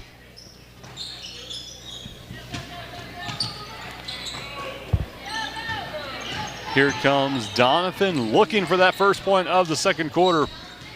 Going to try to go inside with it. Nice job keeping possession. Looks like the ball's going to, though, end up hit the moorings over the top of the goal, which is an out-of-bounds area. So they're going to give that ball to Dexter. Tonight, the last game is at 7:30. Somebody asking us that on YouTube. Well, we've been running a little bit early, so it might go a little bit earlier than that. But, tournaments also tend to run late, so we'll see how it goes. A foul called on the inside on Doniphan. Looks like that foul is going. Did not see exactly who was going to be called on. Looks like number 3. It was Haley Epps. Yeah, Haley Epps, her 3rd foul of the game. Going to the line for Dexter. Looks like that'll be Maddie Glaus. First free throw misses. Glaus now sets up for her 2nd free throw. Up and good. It's all the rim to do it, but hey, as long as it goes through, that's all that matters. 29-2 is your score. Dexter 11 of 18 right now on the free throw line here in the first half. Doniphan has 10 fouls to Dexter 1. Like Doniphan, even with the JV versus varsity thing, you're definitely not going to help yourself with 10 fouls. And loses the ball going out of bounds. That is number 14, Tara Davis. Freedom Bates, the only points scored so far for Doniphan. Scored those at the very beginning of the game. Oh, good job defensively there by Lila Knight. As Giles puts it up and unable to get that shot to fall. Doniphan tried to save it, just gives it right back to Dexter, and we're going to get an offensive foul. She put that shoulder down when she got the rebound, and the official right on point. That's going to be Giles' first foul of the game, second foul of the game for the Dexter Lady Bearcats. As Doniphan now trying to put some offensive just momentum together here. Quick pass, gets it into the offensive zone. Doniphan finds the open three-point shooter. Oh, just a little bit to the left. That was Haley Epps, and that goes out of bounds. And it'll be Dexter Lady Bearcats ball. They're trying to attack quickly here. Down the court comes Abby Lloyd, and that's going to be knocked away. Excellent defensive effort by the Lady Donettes. Their bench lets them know about it. It looks like the entire varsity of Doniphan is there on the bench to cheer on their JV. As Dexter, good defense, but follow up and does not fall for Kate Nichols. She had 10 points in the first quarter, unable to get on the scoreboard here in the second quarter. As that goes out of bounds, will be Doniphan ball. On a quick steal by, that was number 30, and that's up and does not go down. Turnbow unable to get that shot to fall, but does draw a foul. She will head to the line for 2 shots. Looks like Nichols is going to be going to the line.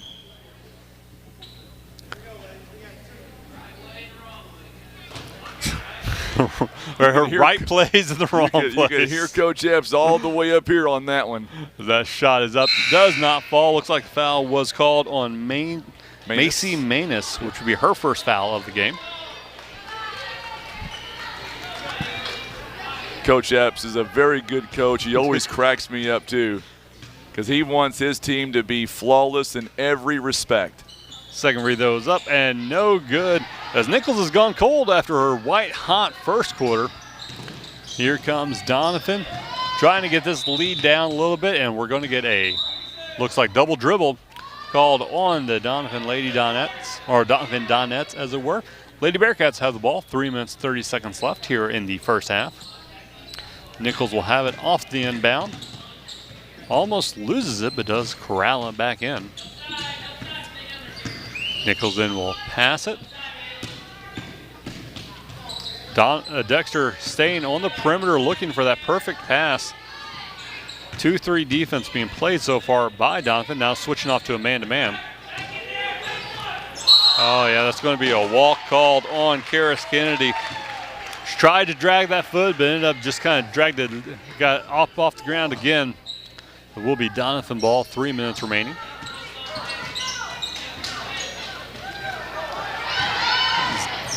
Doniphan with a quick shot off the transition, unable to fall. Here comes Lady Bearcats, 2-on-1. Pass off, quick shot by Nichols. Looks like it was tipped a little bit, but she gets a rebound, and now she has added her first points of the second quarter. That's going to be a 31-2 lead for the Lady Bearcats. 12 points for the day so far for Kate Nichols. Great defense by Dexter. But Doniphan comes up with it on the ground, and we're going to have a jump ball. Possession will stay, or we'll switch over to the Dexter Lady Bearcats. 2:26 remaining here in the second quarter.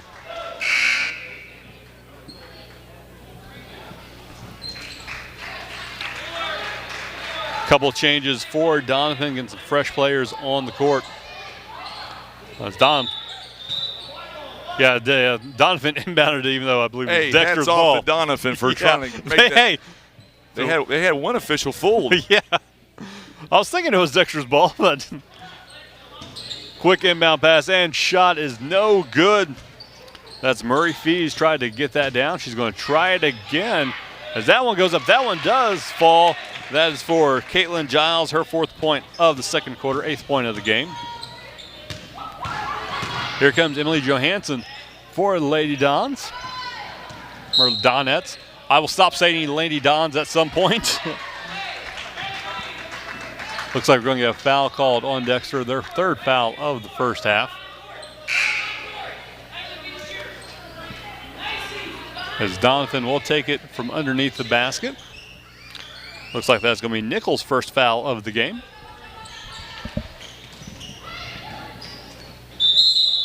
And jump ball off the inbound. 2 minutes remaining. That's going to stay with Doniphan. They do get the ball off this jump ball. On this one, they will get it.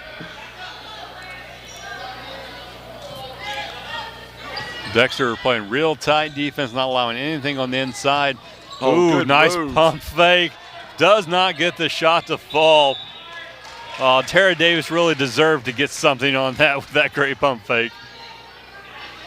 Foul, I believe, on 0-0. Emily Johansson, that'll be her first. With the double bonus, Dexter's going to come down, shoot free throws, trying to make this a 30-point game. Going to the line for Dexter will be number 22, Marie Fees. She has 2 points in the first quarter. Looking for her first point of the second quarter. Dexter 11 of 20 right now on the free throw line here in the first half. That one falls. It's now 34-2. So apparently I missed a shot somewhere in there. I apologize.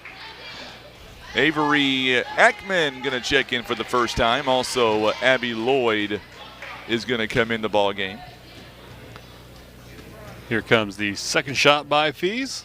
It is up, and it is good. 35-2 is your score. Two free throws for Fees, gives her 4 points for the game. Doniphan trying to respond quickly. That shot is up, no good.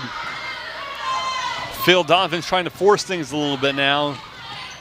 Quick return by Dexter. That shot does not fall. It's going to be out of bounds on Doniphan, so it will stay with Dexter. 35-2, minute 37 left. So is the running clock only in the fourth quarter? Supposed to be in the fourth quarter. However, I don't know if the officials will get together and let it go in the second half or what they're going to do. 3-point attempt by Dexter. Allison Turnbow adds her 8th point of the quarter, 10th point of the game, 38-2. That ball is going to be dribbled off of the leg of Tara Davis. Turnover for the Doniphan Donettes. Will we go back to Dexter? I don't think they're going to run the clock in the third quarter only because they don't want to take a chance and get like we did a moment ago. Yeah, where we're too far ahead. Yeah. Once we get to the fourth quarter, I think it becomes Misha rules. Yeah, then it will run. So we got a block called on Tori Moreland, her second foul of the game. Doniphan really starting to get into foul trouble here. As Allison Turnbow will go to the free throw line. She's got, looks like 10 points on the game so far. First free throw is up, no good. So if there is a flaw here in this game by the Dexter Lady Bearcats, one thing that Coach Eric Seitz will want to clean up by the next time they take the floor Monday is clean up the free throw opportunities and make sure if you get the opportunity, knock them down as Turnbow misses both. Yeah, those free throws might not haunt you in this game, but can definitely haunt you as we get later on in the tournament. Oh, that errant pass by Doniphan. Aggressive defense by Haley Epps, but that's going to end up being her 4th foul of the game. Look, we've got substitutions for both teams in the middle of this free throw attempt. As going to the line for Dexter. I can't quite tell. Her hair is covering her number. I believe it's going to be a Karis Kennedy. Yes, Karis Kennedy, number 11, going to the free throw line. First free throw is up and good. Dexter with 3 points off their, with 5 points off their bench so far. Kennedy trying to make it 6, trying to make it a 40-2 game, and that's going to be a little too hard.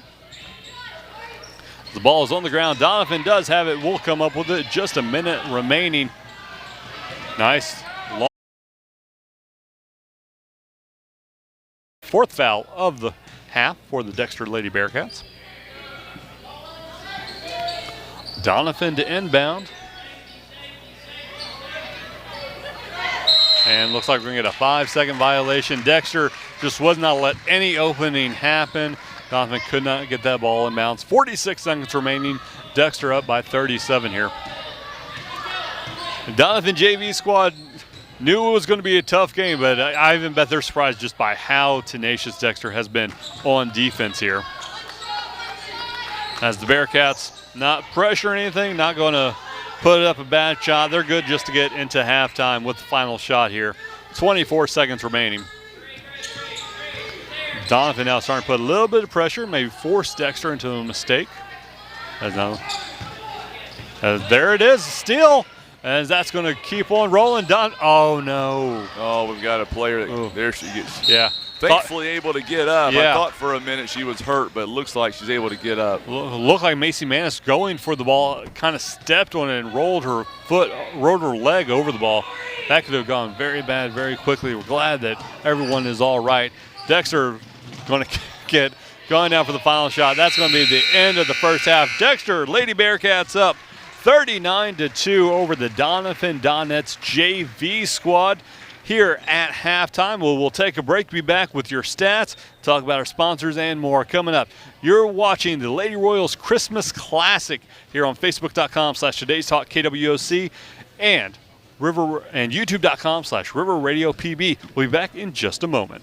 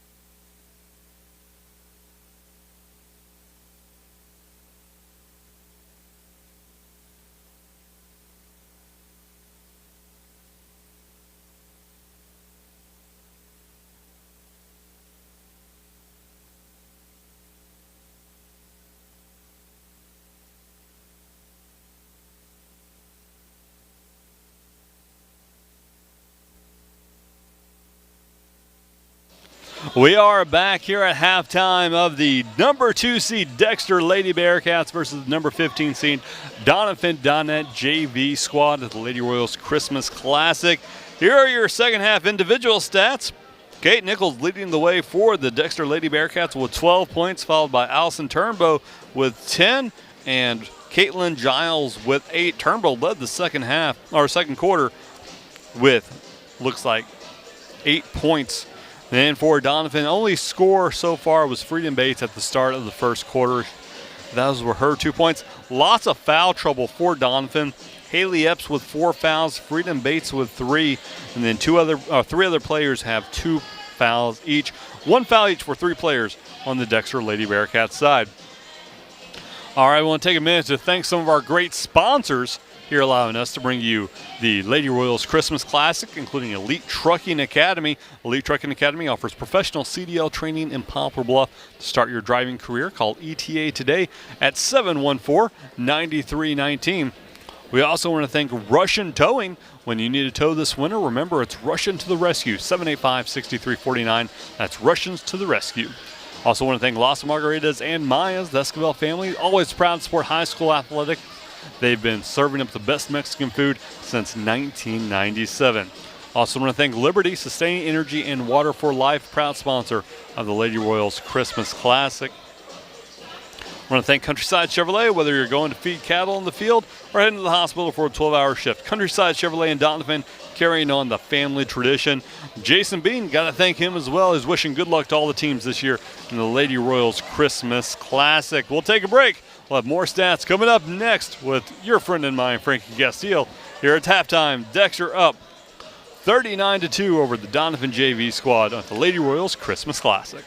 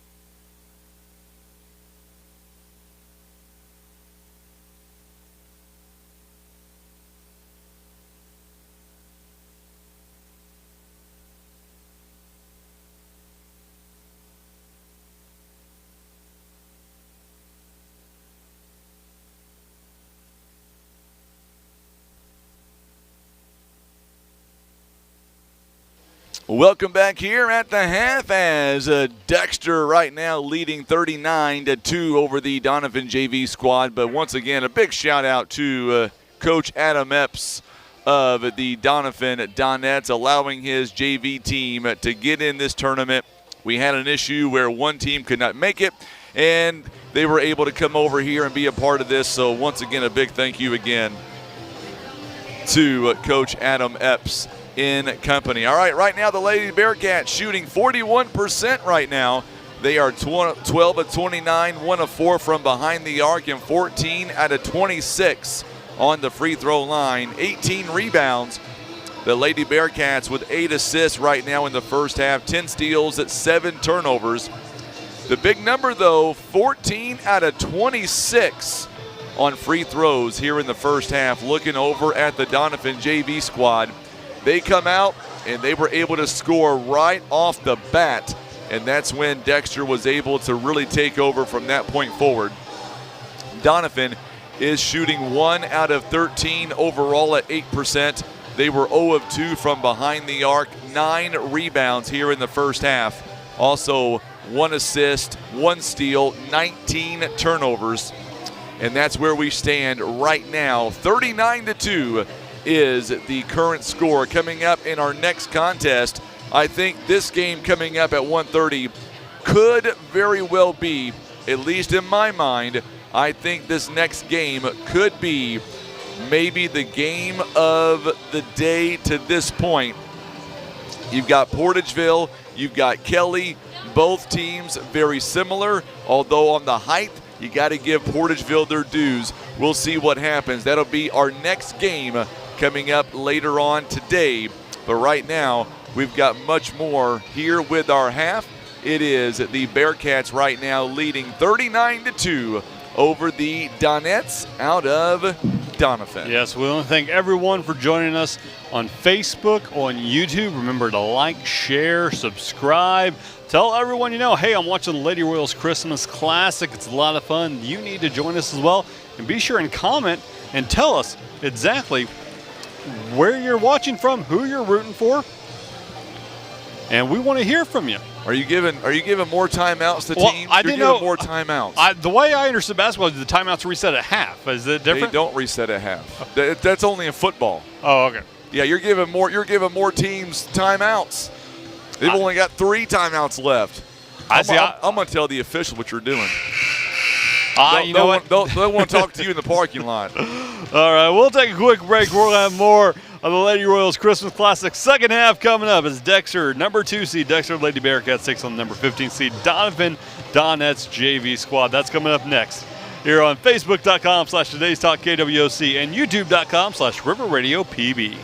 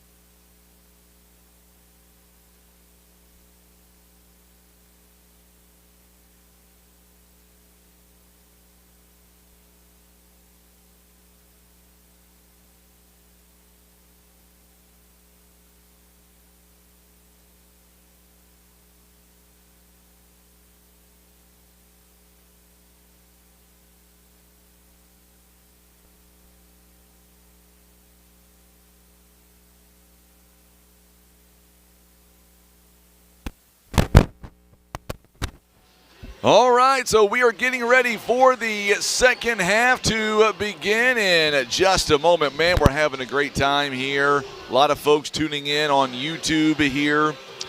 Facebook, our crowd there has been really good this morning as well. 39-2, the score right now going into the third quarter.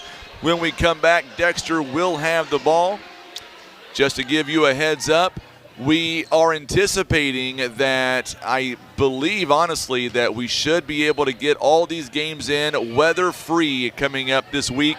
Although Thursday, the day after this tournament, it's going to be cold, maybe a little bit snowy on some levels. We'll see what happens later on this week, Sean. I think the biggest worry is going to be the cold, because it is going to get very cold, especially if you're going to be traveling north any. It's going to get even colder for you. But we'll talk about that more later on this week as Dexter gets the ball to start off the second half.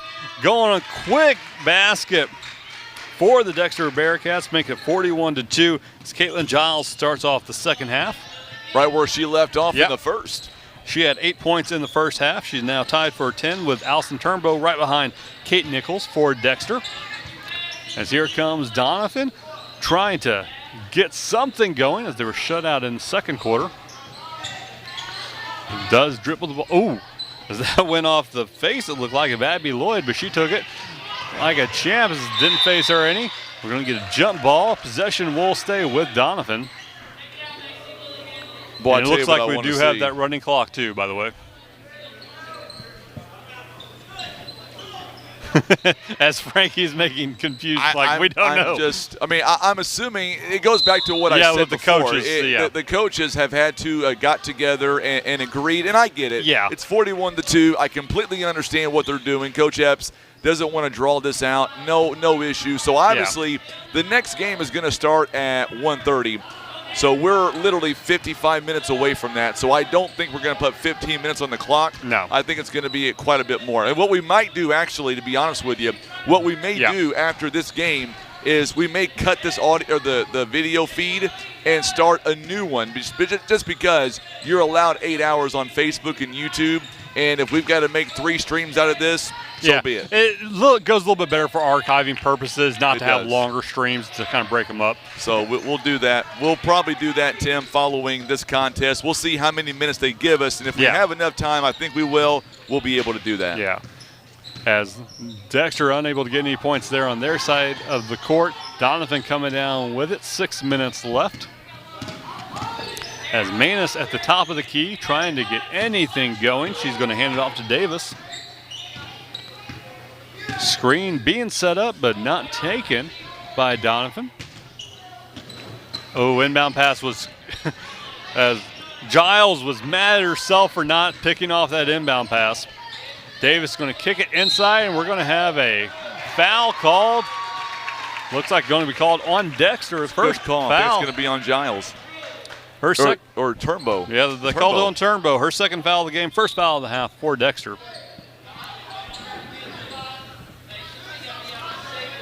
As Doniphan looking for the inbound pass here. And that's going to be knocked out. Going to stay with Doniphan.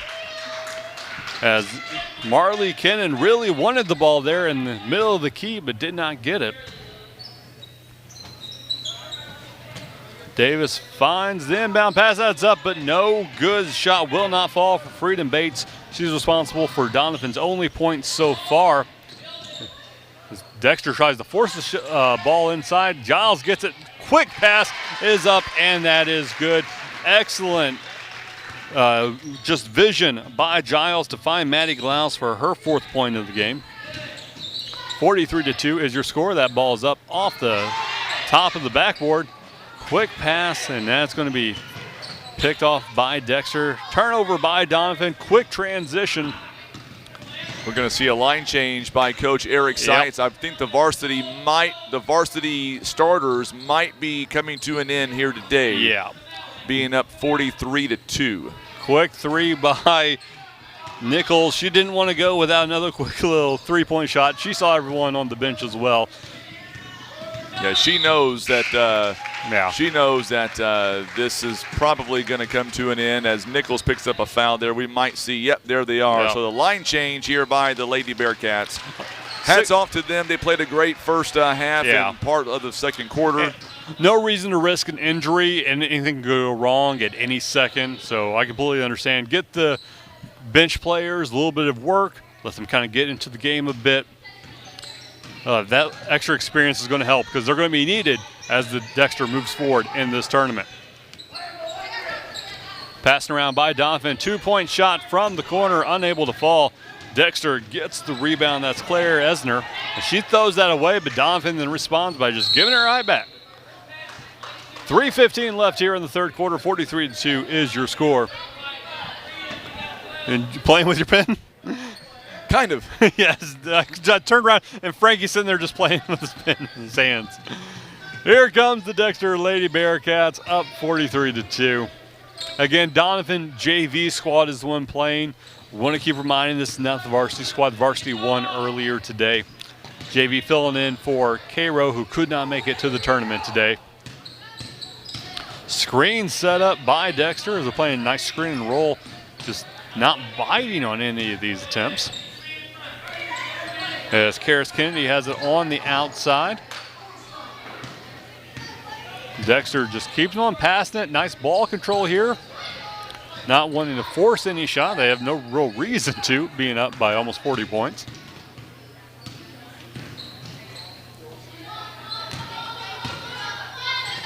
It's just drive attempts, getting stopped by Doniphan. Doniphan is playing good defense here.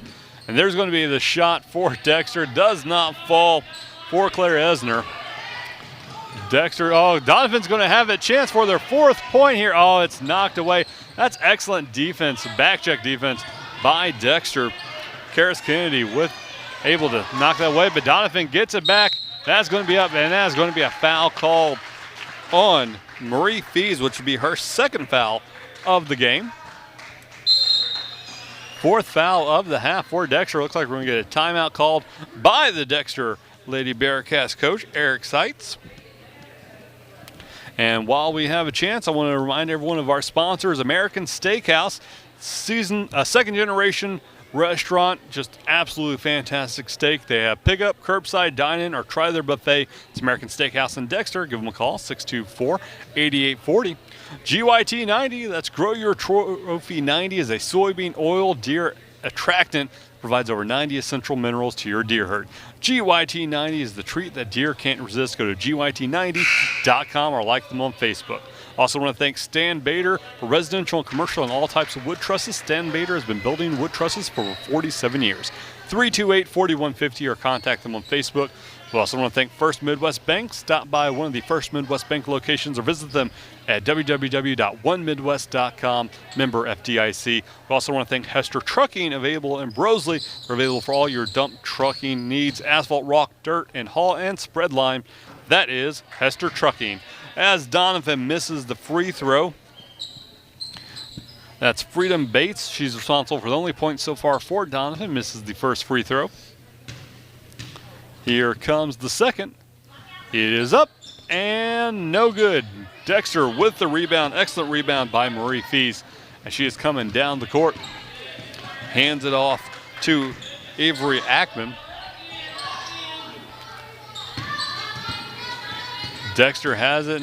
They're going to kind of settle back into the trying to penetrate on the dribble and kicking it out. But now there's the quick shot. Does not fall for Karis Kennedy. Doniphan trying to respond quickly here. Gets first points of the second half. It looks like we're going to have a walk with the travel on Tara Davis. Just took a step too many.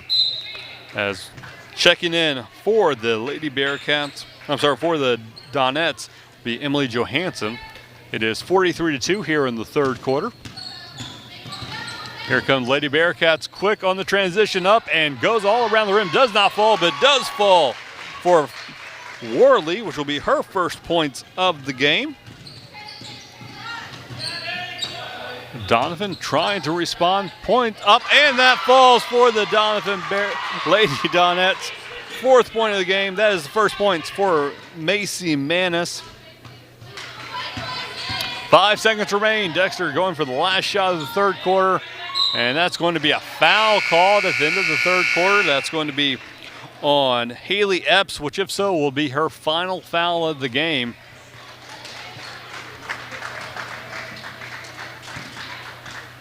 Yep, Haley Epps has fouled out. Going to the line for Dexter will be number 11. That's Karis Kennedy. She misses the first free throw. Second free throw is up and falls. And that's going to be the end of your third quarter. Dexter, Lady Bearcats lead 45-4 over the Doniphan JV squad. We'll be back with your fourth quarter action here in just a moment.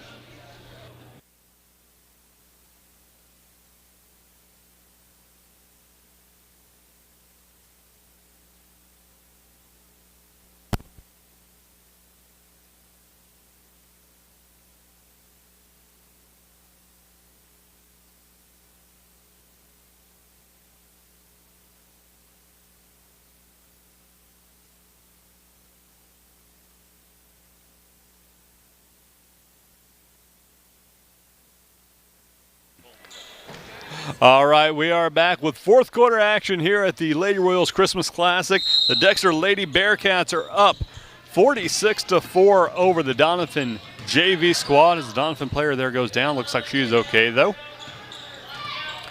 As Dexter throws it away, Doniphan now trying to get back in transition. I was like, going to be a walk call. I thought might have drawn the foul. They are going to calling the travel on Tara Davis. As in case she missed at the end of the third quarter, Haley Epps picked up her fifth foul, which means her day is done. Doniphan with the good defense.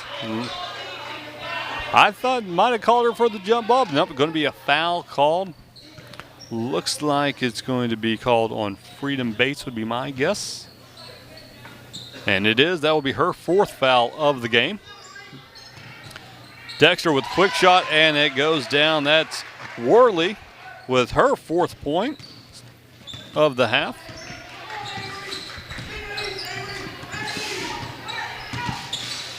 The Doniphan crowd getting into it, trying to root on their girls here. The JV squad has fought valiantly in what was probably always going to be a losing effort, even though they have really worked hard here so far. Going to be a blocking call there on Doniphan. 6:37 remaining. That's on Manis, who I believe it is. That'll be her second foul of the game, and it is. To the line for the Lady Bearcats will be Claire Esner. She's currently has not been able to score so far, going for her first points, and that's a little too far on the free throw. Still 48-4.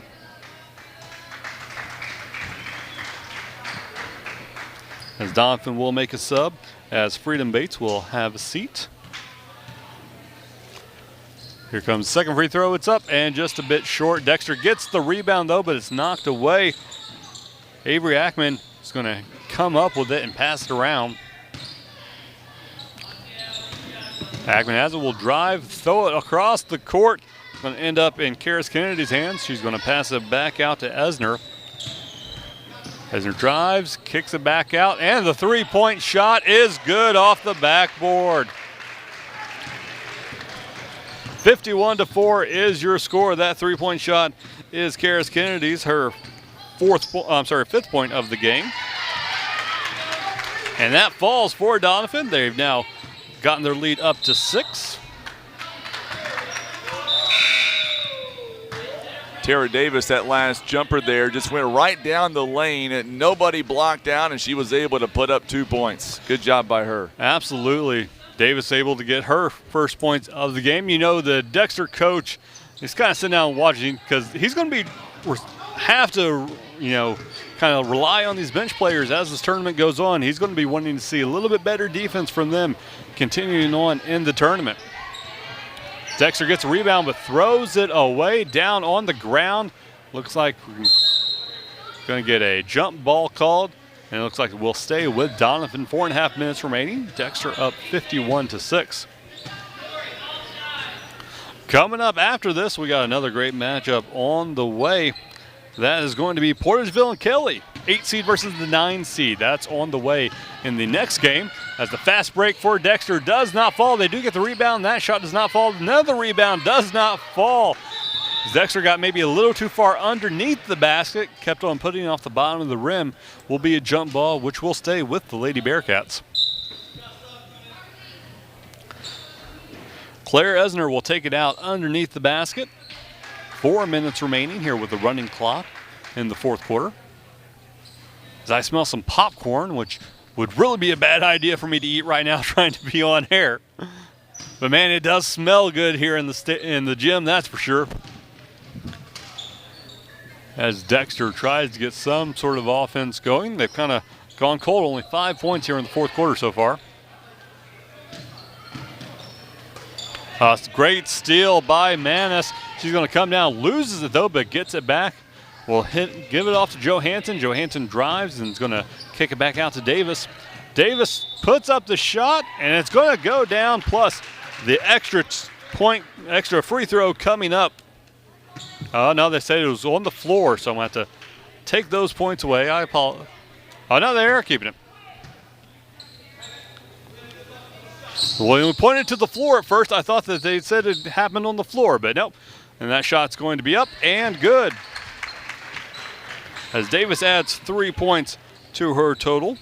That foul was called on Avery Ackman, her first foul of the game. As that shot is up and good. Davis with another 2 points. As it is now 51-11 for Doniphan. 2.5 minutes remaining. A great screen setting up that shot by Dexter. Karis Kennedy, her 5th point of the fourth quarter. Oh, great pass by Doniphan, another 2 points. That is Phoebe Worley with her 4th point of the fourth quarter.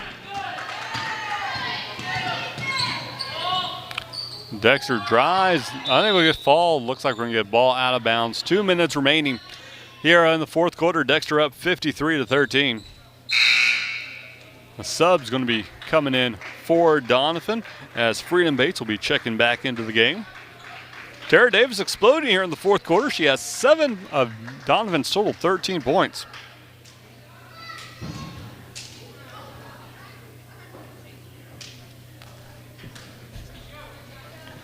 As Dexter looking for the inbound here. Gonna pass it around and down inside of the block. And there's that shot up and good by Dexter. That was Karis Kennedy, her 7th point of the quarter. I at least like Dexter shooting here in the fourth quarter. In the third quarter, they just kind of retreated into just attempting half-heartedly to drive and then kicking it back out. At least we're getting some action here. 55-13 is the score. Dexter's going to pass it back out. 3-point attempt coming up, and that is good. Karis Kennedy with 10 points here in the fourth quarter for Dexter. It is 58-13. 43 seconds remaining. Drive by Doniphan. Almost she got tripped, it looked like, but was able to hold on the ball and kick it out. And here comes the shot attempt, but no good. Freedom Bates wanted the foul, did not get it. Excellent effort by Johansson there to just dive on the ground and get that ball. It's going to be called jump ball, so possession will go to Dexter. 18 seconds remaining here in the game. 58-13 is your score. Here comes Doniphan, going to try to get one final shot in here of the game. The drive and the shot up off the top of the backboard does not fall. Dexter is going to be your victors. They win 58-13 as a final. Dexter will now move on to Monday evening at 6 p.m. in the consolation or championship quarterfinals.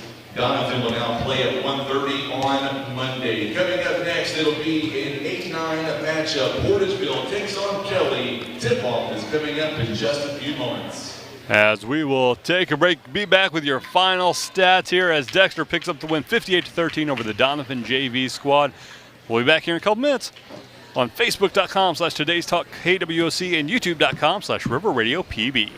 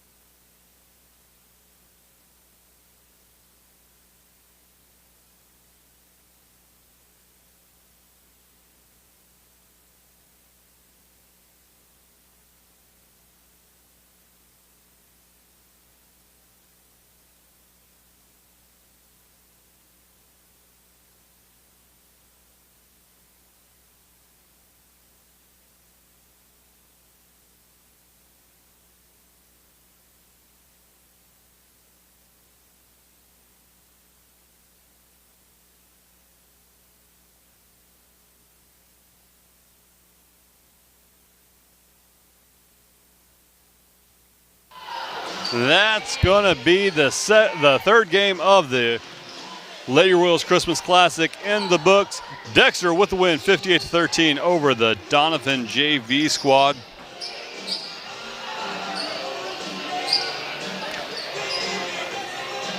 Dexter will move on to play the winner of Kennett and Twin Rivers coming up later tonight.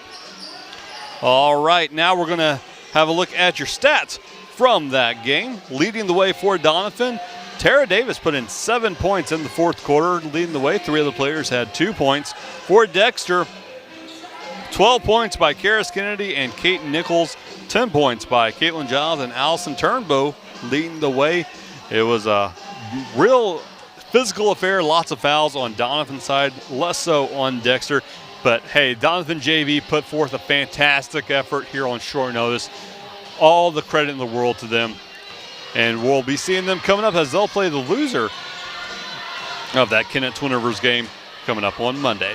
All right, we'll take a quick break. When we come back, we're continuing on 14 minutes away from the start of Kelly versus Portageville, the 8 versus 9 matchup. We'll have that for you next right here on Facebook.com/Today's Talk KWOC and YouTube.com/River Radio PB.